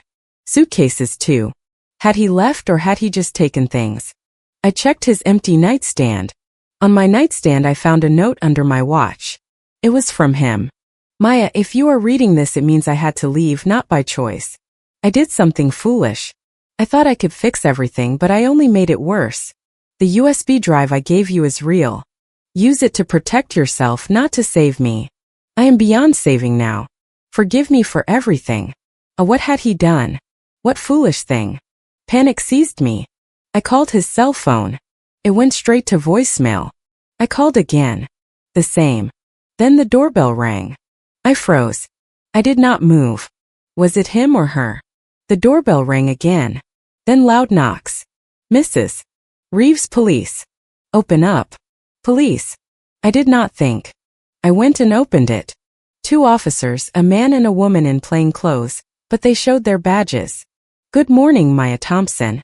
Yes. We are from the Financial Crimes Unit. We need you to accompany us to the precinct to ask you some questions. About what? About your husband, Alexander Reeves, and about Victoria Harrington, and about the disappearance of a large sum of money from Harrington Consulting's accounts. My world came crashing down. Disappearance? What money? We will explain that at the precinct. You have to come with us, please. Am I under arrest? No, for now it is just to give a statement as a witness, but I recommend you call a lawyer. I did not have a lawyer. I called Rachel. I stammered what was happening. She said she would call a colleague, a criminal defense lawyer, and that he would go to the precinct. The car ride was a blur. The precinct, a gray building. They took me to a small interrogation room, a table, 3 chairs. They offered me water. I said no. After a while the lawyer came in, young in a suit. He introduced himself as Kevin Walsh. Rachel had called him. Mrs. Thompson, relax. You are not accused of anything. They just want your statement. Answer what you know. Do not guess. Do not speculate. If you are not sure, say I do not remember or I do not know. I will be right here. Shortly after the 2 officers came in. The woman, Officer Brooks, was the one who spoke. Mrs. Thompson, do you know where your husband is at this moment? No, I do not know. This morning I found a note. He said he had to leave. A note. Do you have it? I nodded. I took the crumpled note out of my pocket. I gave it to her. She read it. She passed it to her partner. Do you know what he meant by done something foolish? No. Last night from one of Harrington Consulting's main accounts in Switzerland, $5 million were transferred to an account in the Cayman Islands. An account in the name of a shell company. But the signature on the transfer, the authorization was your husband's, using power of attorney documents that Victoria Harrington granted him years ago. Alexander had taken the money. That was the foolish thing. He had taken it and he had fled. He told us he did not know anything, I said, stunned. Do you know anything about this? Did he talk to you about plans to flee, about money? No, nothing. He gave me something yesterday, a USB drive. He said he had proof of Victoria Harrington's questionable activities. The officers looked at each other. Do you have that USB drive? I have it. In a safe place. We need that USB drive, Mrs. Thompson. It is crucial for our investigation. Me? What about me? Am I a suspect? For now, no. But that transfer leaves your husband as the sole person responsible for the theft, and Victoria Harrington is in theory as surprised as we are. She filed the report. She says her husband betrayed her, that he fled with the company's money. It was brilliant. Alexander took the money and fled. Victoria looked like the victim, scammed by her disloyal husband, and all the attention was diverted to him. The investigation into her other issues could slow down or be derailed. And I looked like the thief's wife, a potential accomplice. She set a trap for him, I said, suddenly sure of it. She forced him to do it or tricked him into doing it. To cover herself. That will have to be proven, but without the USB drive or without your husband it is difficult. Officer Brooks leaned forward. Mrs. Thompson, if you give us the USB drive and cooperate, we can consider your situation, but if you hide evidence. I am not hiding it. I have it, but I need guarantees.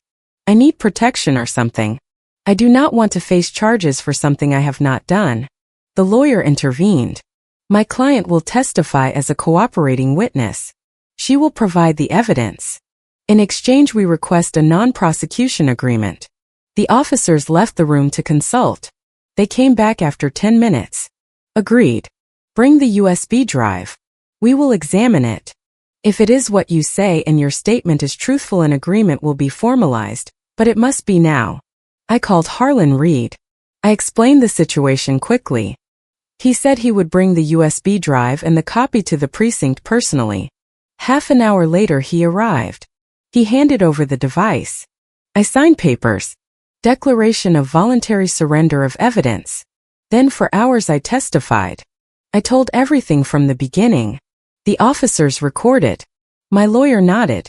They showed the evidence from the USB drive on a screen, confirmed its authenticity. In the end, Officer Brooks sighed. It is a massive case. With this we can go after Victoria Harrington, but we need to find your husband. She will say he acted alone, that she did not know anything about the USB drive, that he was blackmailing her. It is her word against that of a fugitive.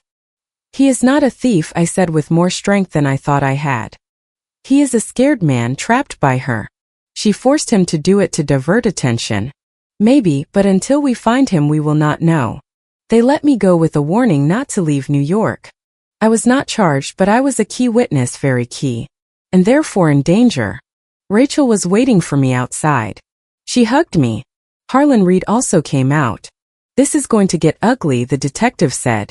Victoria Harrington will know in a matter of hours that you have handed over the evidence and that you have testified against her. What can I do? Disappear for a while until they take action against her. I know a safe place, a house in a town in the Hudson Valley, far away, without luxuries but safe. I looked at Rachel. She nodded. Go, Maya. I will stay here. I will keep you informed. I did not have many options. I accepted. Harlan Reed drove me in his car. I left New York behind. On the road, night had fallen. I looked out the window without seeing anything. Everything had happened so fast. In a matter of days my life had been destroyed. My husband was a fugitive, my boss a person facing serious legal trouble, and I was a witness in hiding. Do you think they will find him? I asked without looking at him. Alexander. I do not know. If he is smart, he will have left the state with a new identity. With that money he can disappear, but Victoria will not just sit back.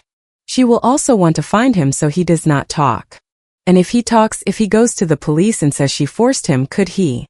He could, but he would have to come back and face justice for the theft. Even if he claims coercion, it will be hard to prove. I stayed silent. I thought about the note. Forgive me for everything. Was it a goodbye or a confession? We arrived at the town in the early hours of the morning, a small stone house on the outskirts. Harlan Reed gave me the keys. Stay here. Do not use your personal phone. Use this. He gave me a basic prepaid cell phone.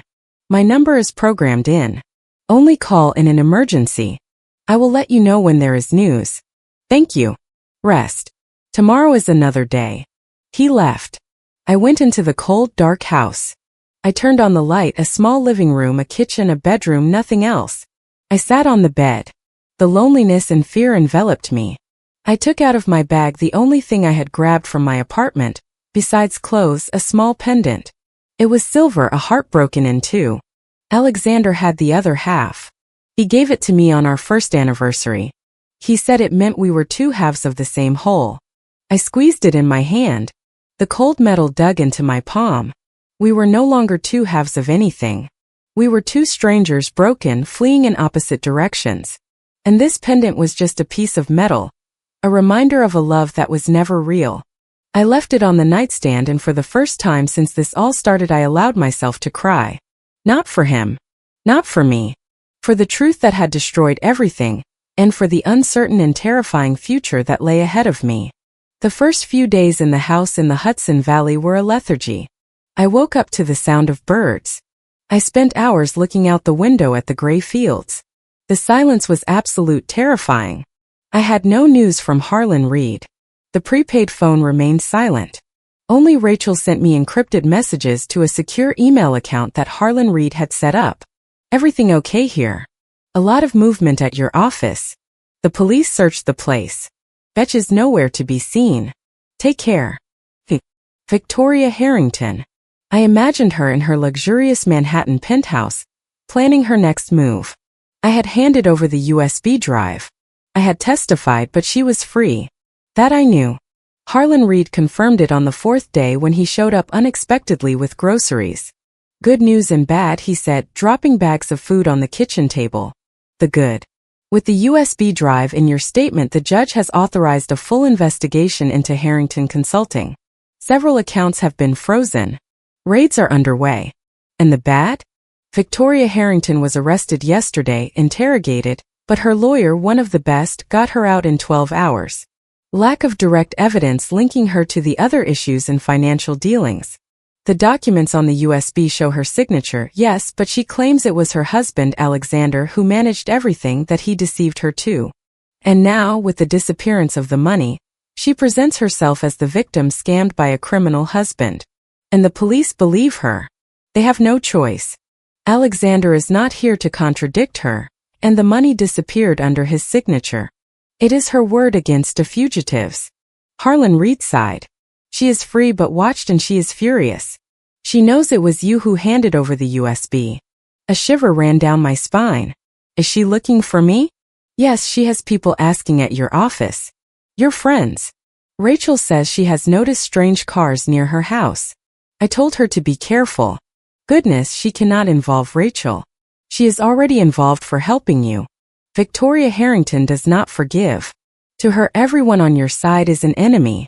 He looked at me intently. You must stay here. Do not go out. Do not call anyone with your personal phone. Have you used it?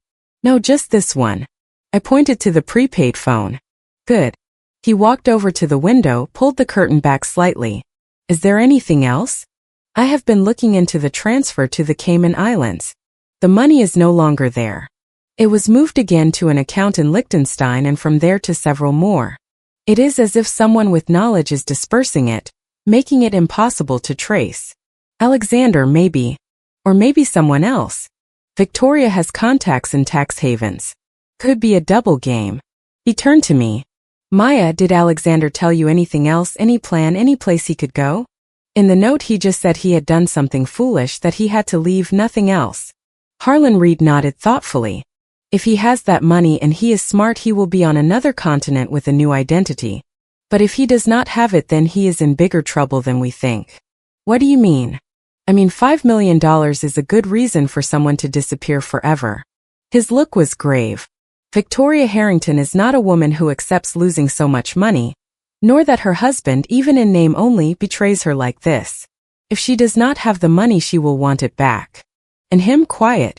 The idea that Alexander could be gone hit me hard. Even though I hated him, even though he had destroyed my life, the idea of his disappearance filled me with a strange panic. We have to find him, I said without thinking. Why? After what he did to you. Why? Because he is the only person who can point directly to Victoria. If he testifies that she forced him, that everything was part of her business, he condemns her. Without him she might get away with it and I will be left as the woman who lost her fake husband. Harlan Reed reflected. You are right, but finding him is the job of the police and Victoria. We are minor players in this game. I am no longer a minor player. I am the key witness. I am the one who can send her to legal trouble, even without Alexander.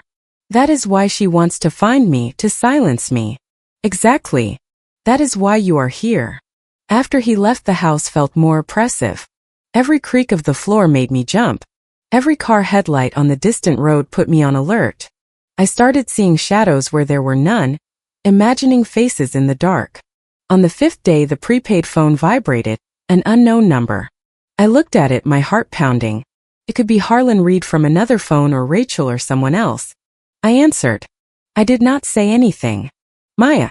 The voice was low, hoarse, full of static, but I recognized it instantly. It was Alexander. The air left my lungs. I leaned against the wall. How? How do you have this number? Harlan Reed. I tracked him. Not him, his movements. I know you are with him, that you are safe. His voice sounded rushed, scared. Listen, I do not have much time. This is a burner phone. Where are you? What have you done? I am out far away. But it is not what you think. I did not take that money. She forced me. She blackmailed me. With what? With you, Maya. She said if I did not sign the transfer, if I did not put my signature and disappear, she would hurt you. She would send someone to you. She knew where you were. That you were with that detective. His voice cracked. I pretended to agree. I signed, but I diverted the money. Not to an account of hers, to one of mine or half mine. It is complicated. The money is in play. It is my only bargaining chip against her. I did not know whether to believe him. Every word could be another lie. The police are looking for you for theft. I know, and she knows it. That is why I am hiding. But I have something, Maya, more than the USB drive. I have the definitive proof, the real accounting books with her notes in her handwriting, and recordings of when she explained to me how to bribe the inspectors. Why did you not go straight to the police? Because she has people there. I do not know who, but she warned me. If I went to the police, the information would get lost and you would have an accident. I could not risk it. He paused, panting. I need your help. My help after everything. I need you to find me, to come to a place with Harlan Reed. If you want, I will give you the proof. You take it to someone trustworthy, to a judge, to a prosecutor who is not bought. With that we sink her. And me, I turn myself in. With the proof I can negotiate. Say I was coerced. It sounded logical, too logical, like a prepared script. Why trust you? Why? Because I love you. Because all this whole situation started because I wanted to get out of her world, to be with you. And because if you do not help me, she will win. She will get away with it, and sooner or later she will find you. You and me, we cannot hide forever. There was truth in his words. The fear, the desperation, but there was also manipulation. Give me proof now that you are telling the truth. On the USB drive I gave you and in the Phoenix folder there is a hidden file. It is called Chrysalis. The password is the date of our first trip to Boston in numbers. There you will find a transaction from 2 months ago, from her to an account in Panama to pay a man. A name, Nathan Cole. Look him up. He is a man who deals with difficult situations for her. She hired him a year ago to deal with a partner who asked too many questions. That partner had a serious accident. He did not survive. I shuddered. And how do I know it is true? Look it up. The name. The accident was in upstate New York 11 months ago in the local papers. Then check Victoria's movements those days. She was upstate for business. Look for it, and if it is true then we will talk. Maya, wait. We do not have much time. She is looking for me too, and she is close. I am sending you a location, a neutral city. We can see each other just for a few minutes. I will give you everything.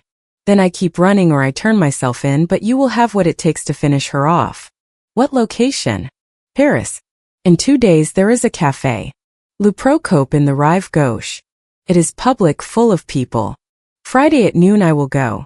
I will be at the back table, near the Voltaire painting. Come alone.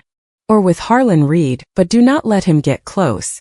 If I see anyone else I will leave. Paris, I need a passport. I cannot travel.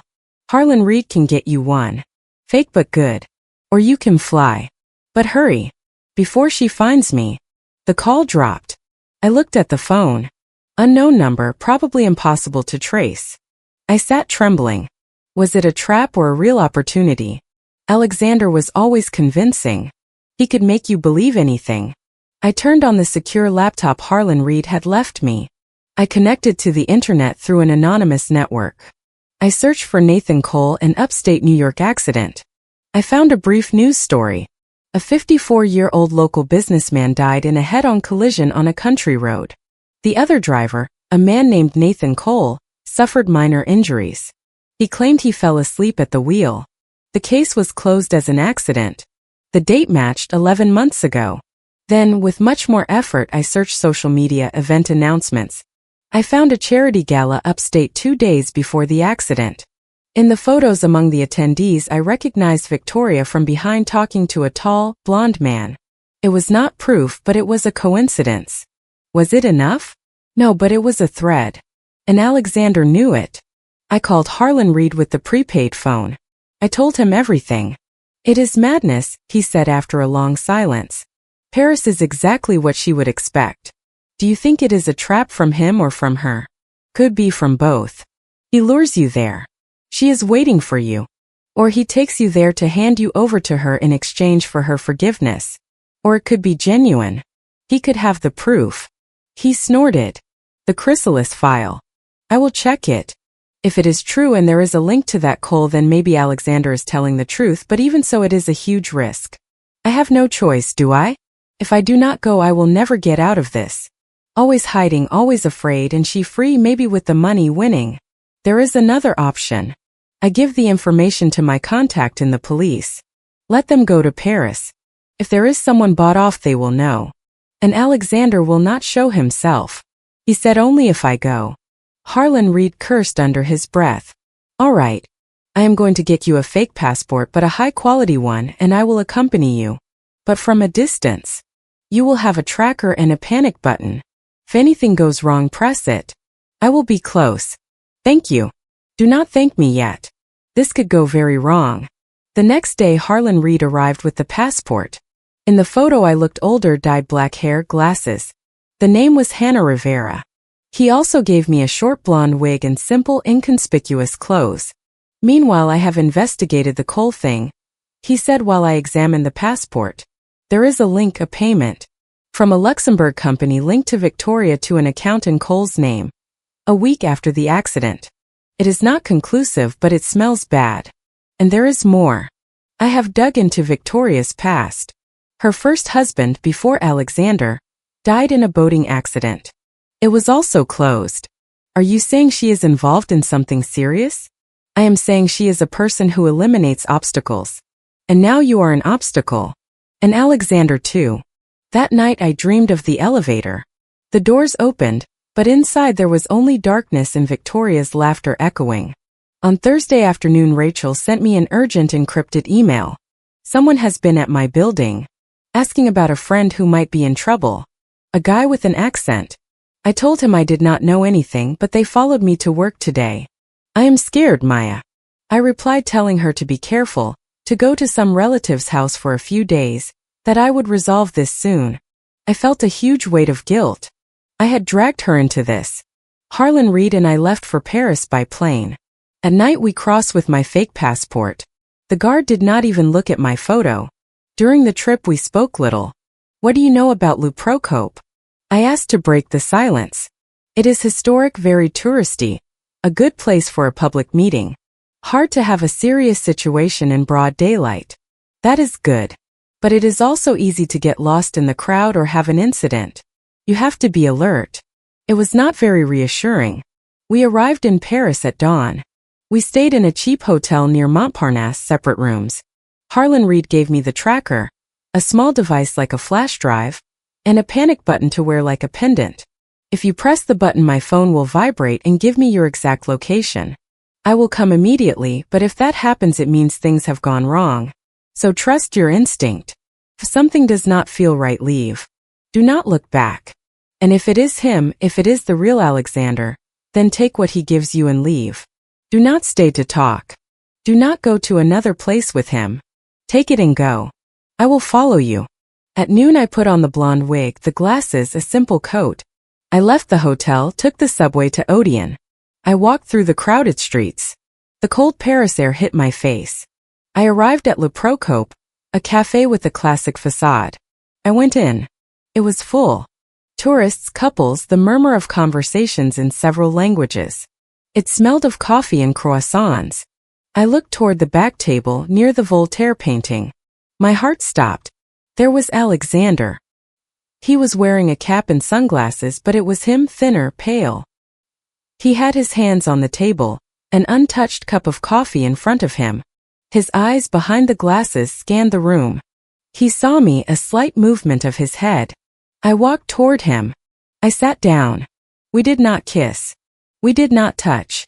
Thank you for coming. His voice was barely a whisper. You have 5 minutes. Where is the proof? He took a thick manila envelope from under his jacket, put it on the table. Here, digital copies on 3 discs and a signed and notarized statement from me detailing everything. The bribes, the partner's serious situation, the plan to handle the waste issues, everything with names, dates, amounts. Notarized in Switzerland before fleeing, a trusted notary. He looked at me intently. Maya, I am sorry for everything. I loved you. I love you. This was not the life I wanted for us. It does not matter anymore. I took the envelope. It was heavy. And what will you do? I will turn myself in today at the embassy. With this I will have something to negotiate. I hope they believe that I was coerced. His hand trembled slightly. She has people here. I have seen 2 men outside since I arrived. I do not know if they are hers or the authorities. Take the envelope and leave through the back door. There is an exit to the kitchen. Take it to the press. To Le Monde. They have an investigative section, or to your contact in the police, but be careful. Come with me now. I cannot. If I go with you they will follow. It is better you go alone. I will distract them. I will go to the embassy. It is my best chance. His voice sounded sincere, full of fear but determined. I looked at the envelope, then I looked at him. In his eyes I saw the man I loved or his ghost. I did not know anymore. Go Maya now. His tone was urgent. I stood up with the envelope clutched to my chest.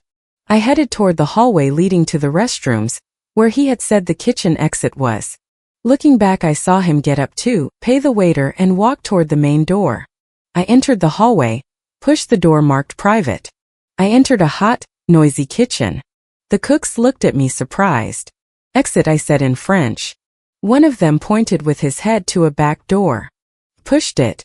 It opened to a narrow alley full of trash cans. I breathed a sigh of relief. But then 2 men appeared at the end of the alley. Big leather jackets. They were not authorities. Their look was professional. The alley smelled of dampness and trash. The 2 men advanced toward me, blocking the only exit. I did not scream. Panic froze me for a second, then instinct. I turned to run back toward the kitchen, but the door burst open. A 3rd man, the one who had been in the kitchen, stepped out. He was tall with a scar on his cheek. He smiled without humor. Miss Thompson, what a surprise, he said in English with an accent. Victoria wants to talk to you. Victoria. They were not from the police. They were hers. How had they found me?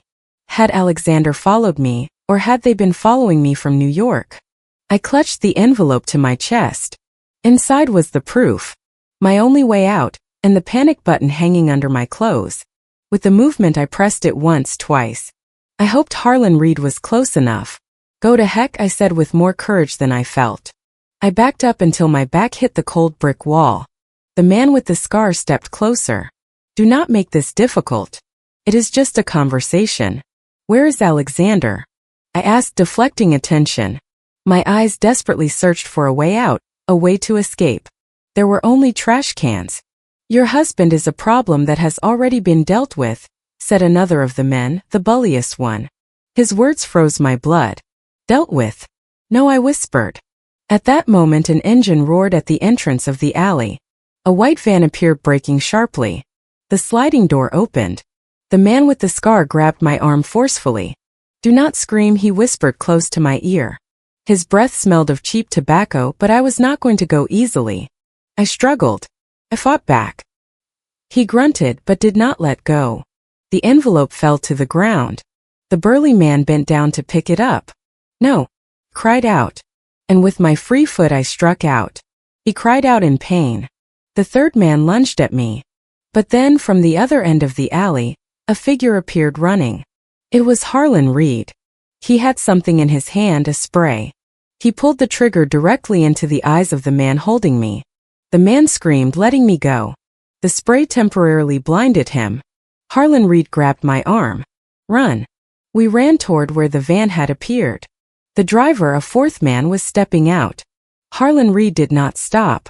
With a strength I would not have attributed to him, he gave him a sharp shove against the van and passed him by. That way. I ran. My lungs burned. I heard shouts behind me, footsteps. Harlan Reed was next to me. We turned a corner, a busier street. Tourists shouting. Get out of the way. Harlan Reed guided me toward the subway. We went down the stairs 2 by 2. Do not look back, he panted. We reached the platform. A train had just arrived. The doors were opening. We slipped inside just as they were closing. Through the window I saw 2 of the men reach the platform, looking frantically back and forth. The train started.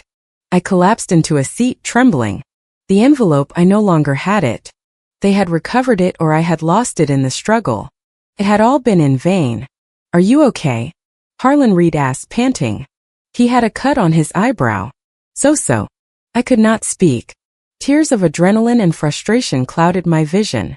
The envelope, the proof. I know I saw it, but you are alive. That is the most important thing. How did you find me? The tracker. And I saw those guys lurking before you went in.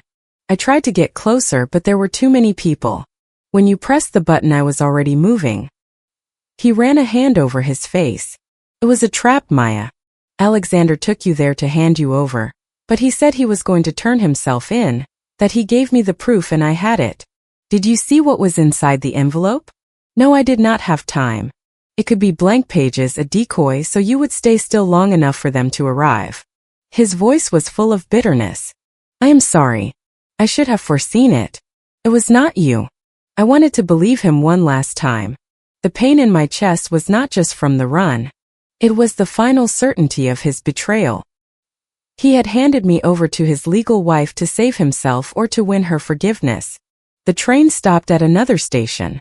Harlan Reed took my arm. Let us get off. We cannot stay on the same line. They will look for us. We changed lines and stations several times.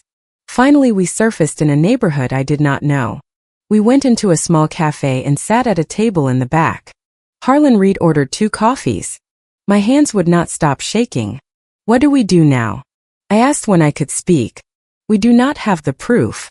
Alexander, they said they had dealt with him. Do you think he is gone? I do not know, and we cannot worry about that now. You are the main target. Victoria knows you are in Paris.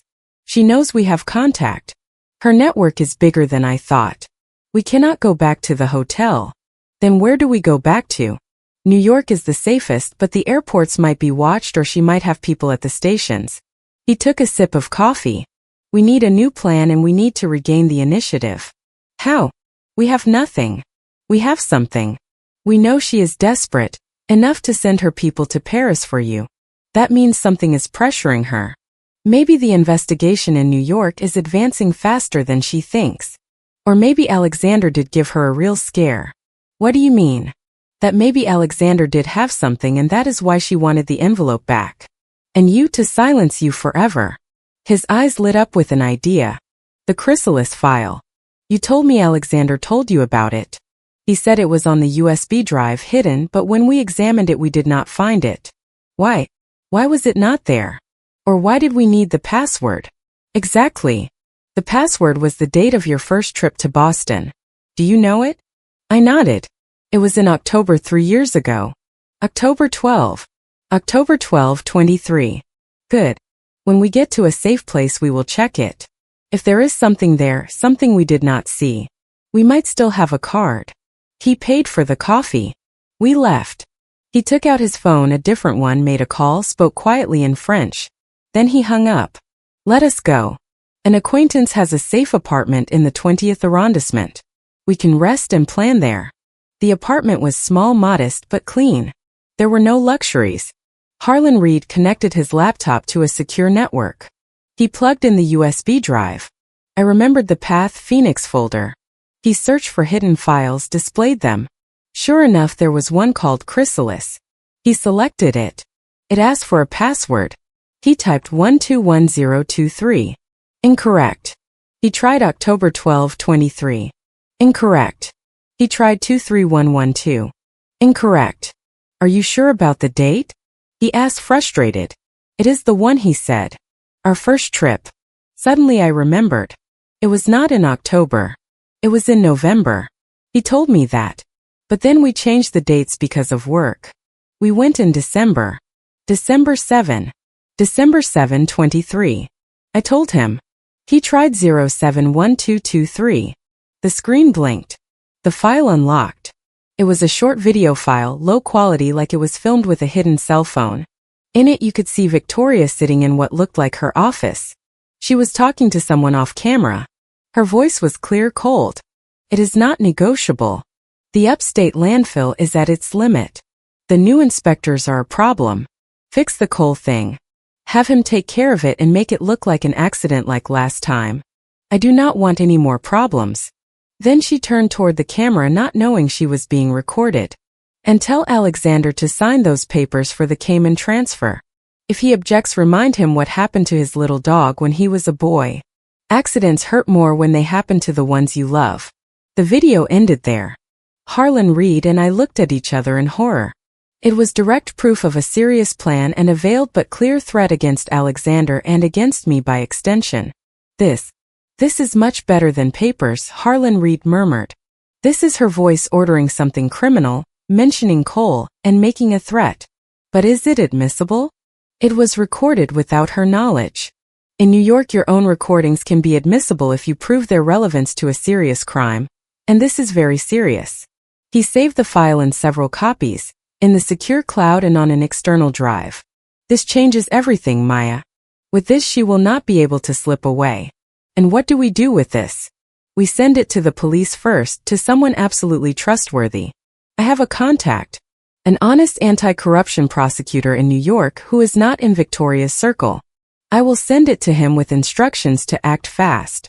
With this, they can take action against her immediately. While he worked, I sat on the sofa overwhelmed. Alexander had this the whole time. Such powerful proof. Why did he not use it before? Out of fear or because it was his insurance? And he lost it when he fled. And now maybe he was gone for it. Harlan Reed's phone rang. He looked at it, looked concerned. It is Rachel, he answered. Rachel, tell me. I only heard one side of the conversation, but it was enough to understand. Yes. When? Are you sure? No, do not go. Stay where you are, locked in. Do not open for anyone. I will take care of it. He hung up. He turned to me, pale. Something happened in New York. What? Rachel has been watching your old apartment building from afar. Today bright and early a forensics car arrived. They brought out a stretcher with a black bag, a body. The air escaped me. Alexander. She does not know. But the doorman told a neighbor, and Rachel heard it, that they had found a body in the apartment, the victim of a violent attack. No. It cannot be. Even though I hated him, the image of him gone and the apartment turned my stomach. It seems he went back, or they brought him and someone dealt with him there. Victoria, to shut his mouth forever, is the most likely. Or someone under her orders. Now, with a serious incident on the scene, the police are going to push much harder.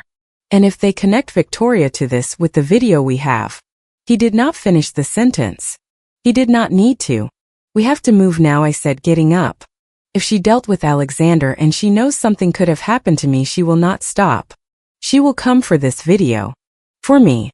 You are right. We are going to go to an even safer place. Outside of Paris, to the countryside. While my contact in New York makes a move. We gathered our few things. We went down. In the street, night had fallen. Harlan Reed had called a trusted taxi. While we waited, I felt a presence. Someone was watching us from a parked car across the street. Harlan Reed, I whispered. That car. He saw it. A black Audi without license plates. Quick this way. We did not wait for the taxi. We started running down the street. The Audi started up, following us slowly, not at high speed, just keeping us in sight. Like a predator playing with its prey. We turned down an alley. The Audi could not enter. We ran faster. We reached a larger square. There were people, a night market. We blended into the crowd. We have to separate, Harlan Reed said, panting. It is you they want. Take this. He gave me a small envelope.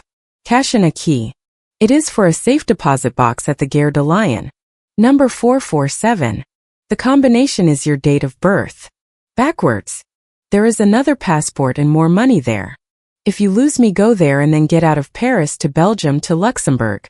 But go. And you? I will distract them. We will meet at the Gare de Lyon in the first-class waiting room in 2 hours. If I do not arrive, it means they caught me. I cannot leave you. Maya, do what I tell you. It is the only way. He pushed me gently toward a group of tourists. Now go and do not look back. I blended in with the group.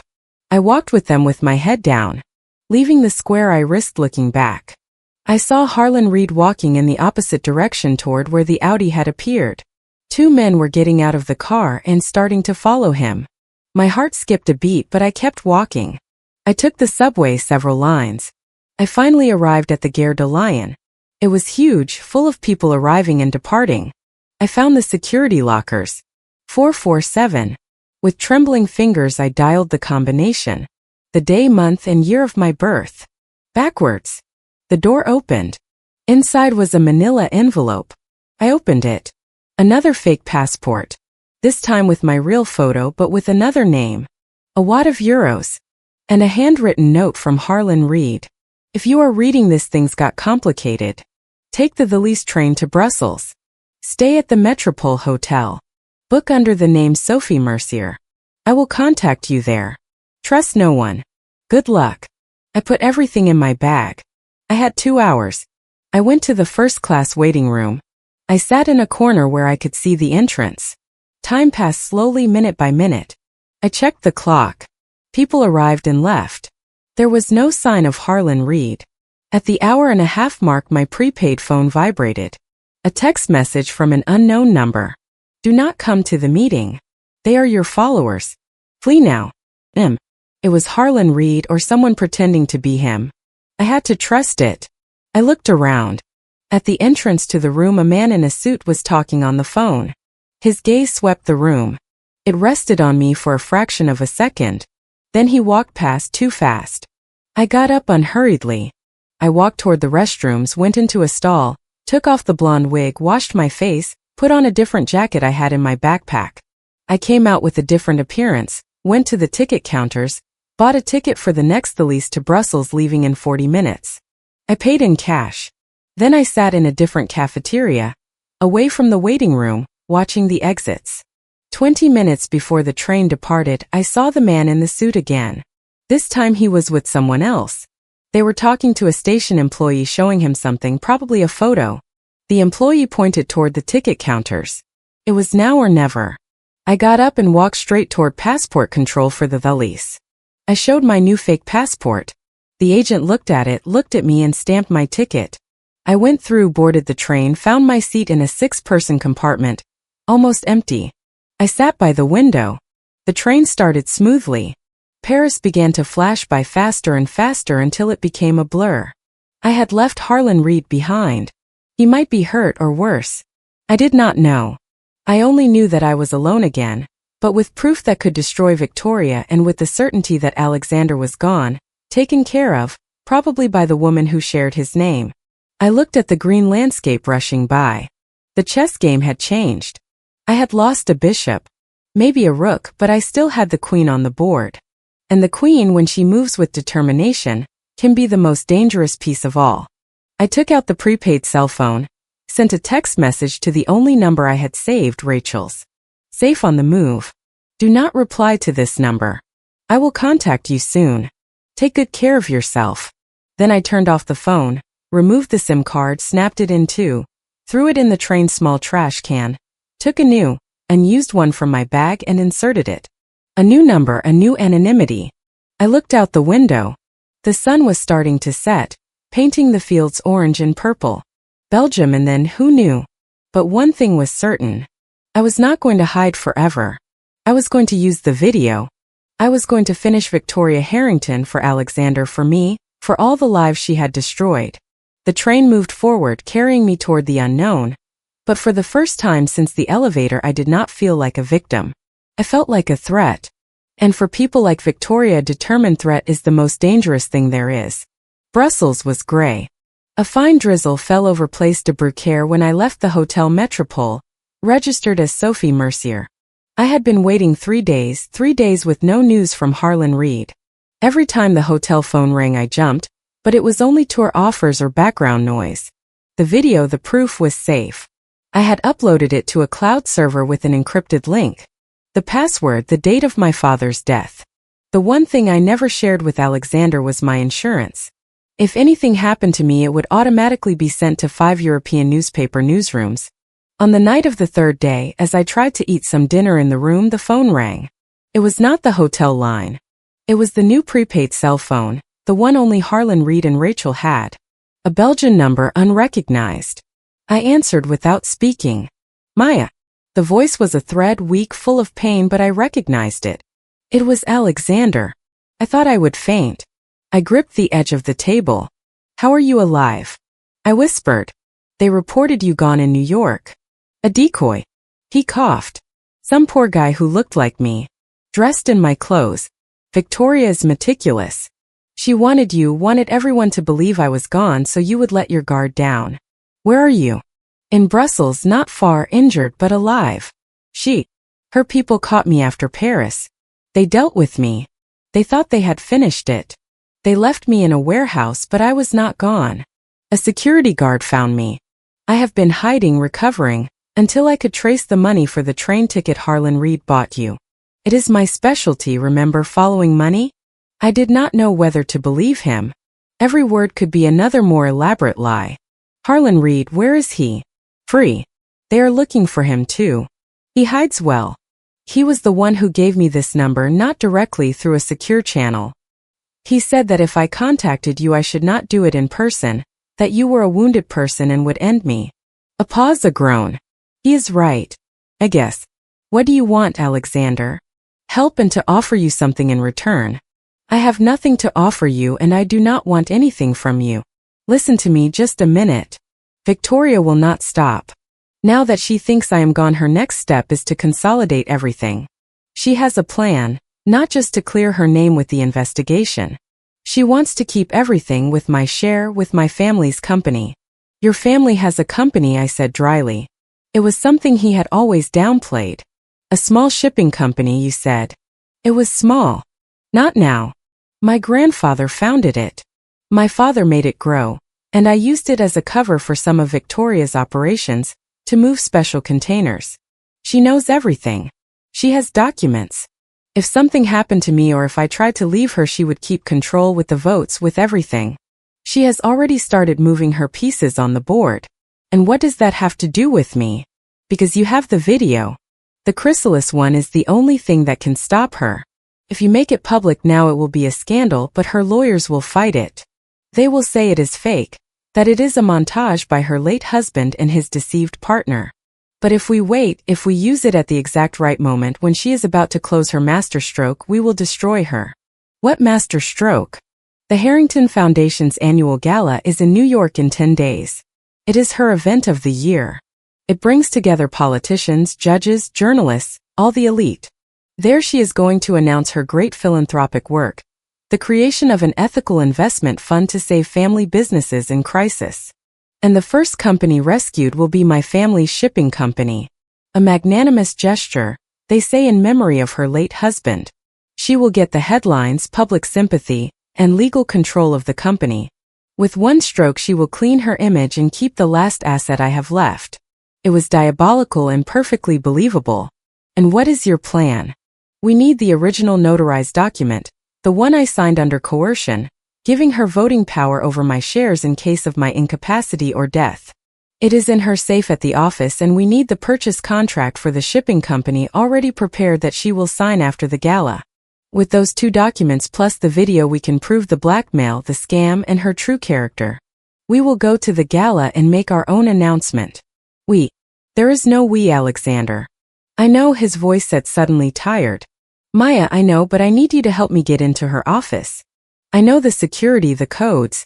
I know when she is not there, but I cannot go alone. I am too weak and I need someone to be outside keeping watch in case something goes wrong. Why do you not ask Harlan Reed? Because Harlan Reed does not trust me and neither do you. But you are the only person Victoria does not expect me to contact, the only one who has as much to lose as I do. More even. I stayed silent. The hatred and distrust burned in my throat, but the desire to see Victoria fall also burned, to make her pay for everything, and he had information I needed. A meeting alone in a public place. Then I will decide. The cafe in the Grand Place. Tomorrow at 11. I will sit at the corner table by the window. I will come alone. And you please do not come with anything sharp. He hung up. I spent a sleepless night doubting. At dawn I called the only contact number Harlan Reed had given me for extreme emergencies. An answering machine. I left a message in code. The package from Boston has reappeared. Wants to meet at the Grand Place. Is it safe? An hour later an SMS arrived on a disposable number I had bought. Watch your back. Observe from afar first. Trust no one. That was it. I was alone. At 10:45 I was in the Grand Place among tourists. The rain had stopped. I put on sunglasses and covered my hair with a scarf.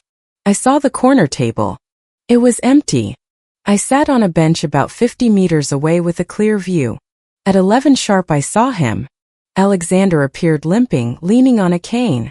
He seemed to have aged 10 years. Thin, pale, with a yellowish bruise on his temple. He wore a long coat as if to hide his figure. He sat down, ordered a coffee. His restless eyes scanned the crowd. He did not see me. I waited 15 minutes. No one approached. I did not see any suspicious faces. Finally I got up and walked toward his table. I sat across from him. He let out a sigh of relief and of pain. Thank you for coming. Show me proof that the shipping company thing is real. He took out an old phone, opened a photo. It was of a document, a draft contract, purchase and sale of shares of Reeves Shipping S.A. The buyer, a holding company with a name I did not recognize, but the seller was the Harrington Foundation and the proposed signing date 2 days after the gala. The photo was real. How did you get this? I still have a friend. In the law firm she uses. He is scared. He thinks Victoria has become too greedy. He passed this to me. He looked at me intently. Maya, I am sorry for everything. I do not expect you to ever forgive me, but let me help you stop her. It is the only thing I can do to make up for something. Where is the notarized document? In her office, in the safe behind the landscape painting, the fake one. The combination is the date of her father's death. 090911. I know because I heard her say it once. It is a number she never forgets. And security? After Paris she will have tightened it. Yes, but there is a window tomorrow night. She has a fundraising dinner with politicians. She will be out of the office from 8 until late. Her assistant Megan will leave at 7. The night guard Frank makes rounds every hour. At 9 sharp he is on the ground floor for 5 minutes smoking. That is our gap. We will enter through the back service door. I still have the master key from when I worked there. We will go in. You are in no condition to crawl through windows. No, I will be in the van watching the cameras. I know how to access the system remotely. I will guide you. You will go in, get the documents from the safe, and come out in 10 minutes. It seemed like madness, but it was also the only concrete option I had. And if there is an alarm or if the guard does not go out to smoke, then we abort and flee. But I need you to trust me. This time I looked into his eyes. In them there was no longer the confident gleam from before. There was only desperation and pain and something that could be remorse or could be another masterful performance. I am going to go, I said, but on one condition. If you make a single strange move, if I feel you are betraying me, I have the video program to send and I also have a file with your name, Alexander, with everything you did. Do not hesitate to use it. He nodded. Solemn. It is fair. We parted. We would meet the next day at dusk in an alley near the Harrington Consulting office. I spent the day buying dark, comfortable clothes and a small headlamp. I called Rachel from a public phone. I told her to be ready, that something big was going to happen soon. Her voice trembled with fear, but she supported me. The next day I flew to New York with my fake passport. It was a nerve-wracking trip. Every glance from a flight attendant seemed suspicious. I arrived and stayed in a cheap hostel in the Lower East Side, paying in cash.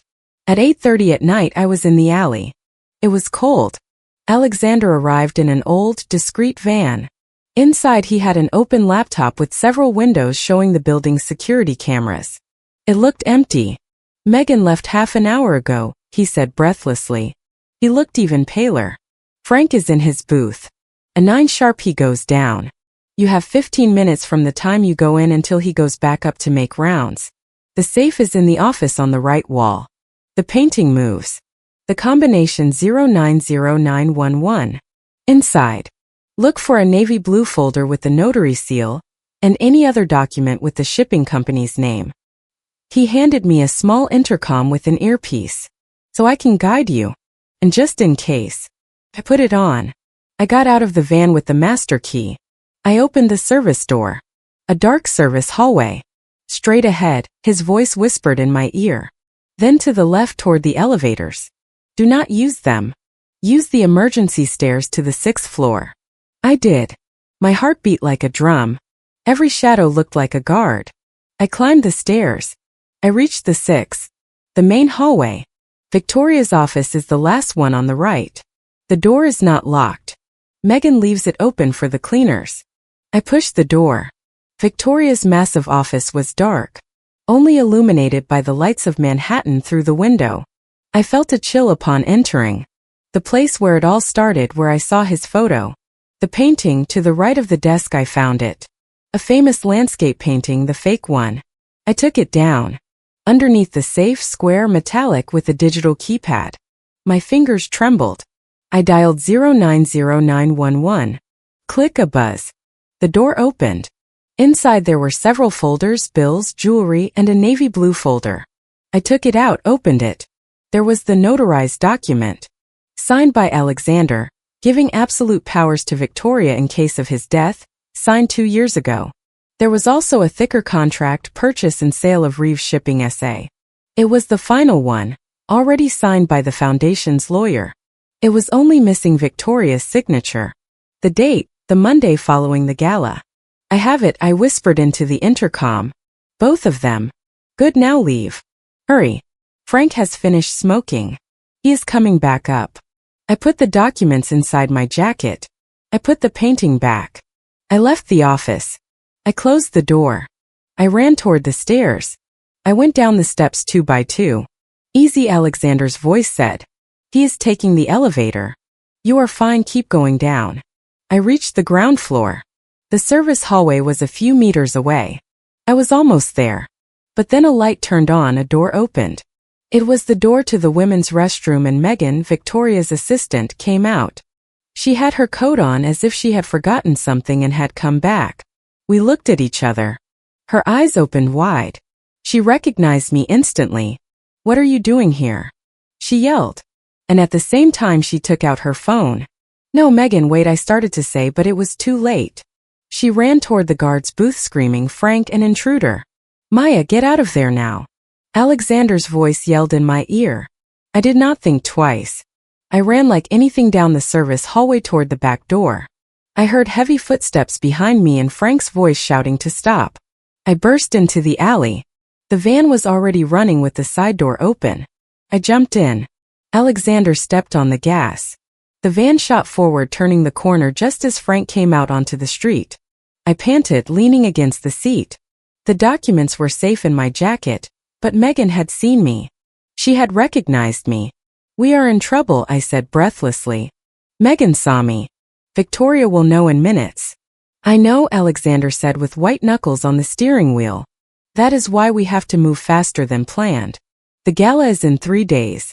We have to use this now. And if Victoria changes her plans, if she cancels the gala or moves the signing up, she is arrogant. She will think she can control it, that by making you out as a thief and me as a gone man she has the upper hand, but she will not count on us having the document. That changes everything. He looked at me briefly. Are you okay? Scared. But okay. We drove in silence for a few minutes, moving away from the center. Suddenly Alexander frowned. He looked in the rearview mirror. There is a car, a black BMW. It has been following us for 2 turns. I turned around. I saw it, no special lights but an intimidating presence. Police. Not victorious. They are more discreet. He stepped on the gas, taking a narrow street. The BMW followed. Hold on. He took a sharp right turn, then a left. The BMW did not detach. We reached a wider avenue with more traffic. Alexander tried to blend in, but the BMW driver was good. He glued himself to our van. We have to separate, Alexander said urgently. They want the document. And you. Take this. He pulled a keychain from his pocket. It is to a safe house on a street in the West Village. 45 3rd B. The silver key. Go there, lock yourself in. Do not open for anyone. I will distract them. They will not catch you. You are injured. It is the only way, Maya. If they catch both of us, it is all over. You have the documents. You have the video. Go now. He approached a square, slowed down on a curve. Jump. I did not have time to think. I opened the door and rolled out, falling onto the sidewalk. The van accelerated again, moving away. The BMW passed me by, but it did not stop. It followed the van. They had swallowed the bait. I got up aching. No one seemed to notice my dramatic exit. I limped toward the shadow of a doorway. I had the keychain in my hand and the documents that still burned in my chest. I looked in the direction the van had disappeared. A strange feeling of emptiness and guilt washed over me. Alexander had sacrificed himself, or at least risked capture so I could escape. Was it another part of his plan, or was it, for the first time, a real gesture? I did not know. I only knew that I had to get to that apartment and that in 3 days I had to be at that gala. With or without Alexander, because now, with the documents in my possession, the game had changed again. But I also knew that Victoria, with all her fury and power, would not just sit idly by. The hunt had begun, and this time I was not just the one being pursued. I was also the one who could end it. Did you enjoy this story? Leave a comment and hit the subscribe button to support the channel. More tales are on the way.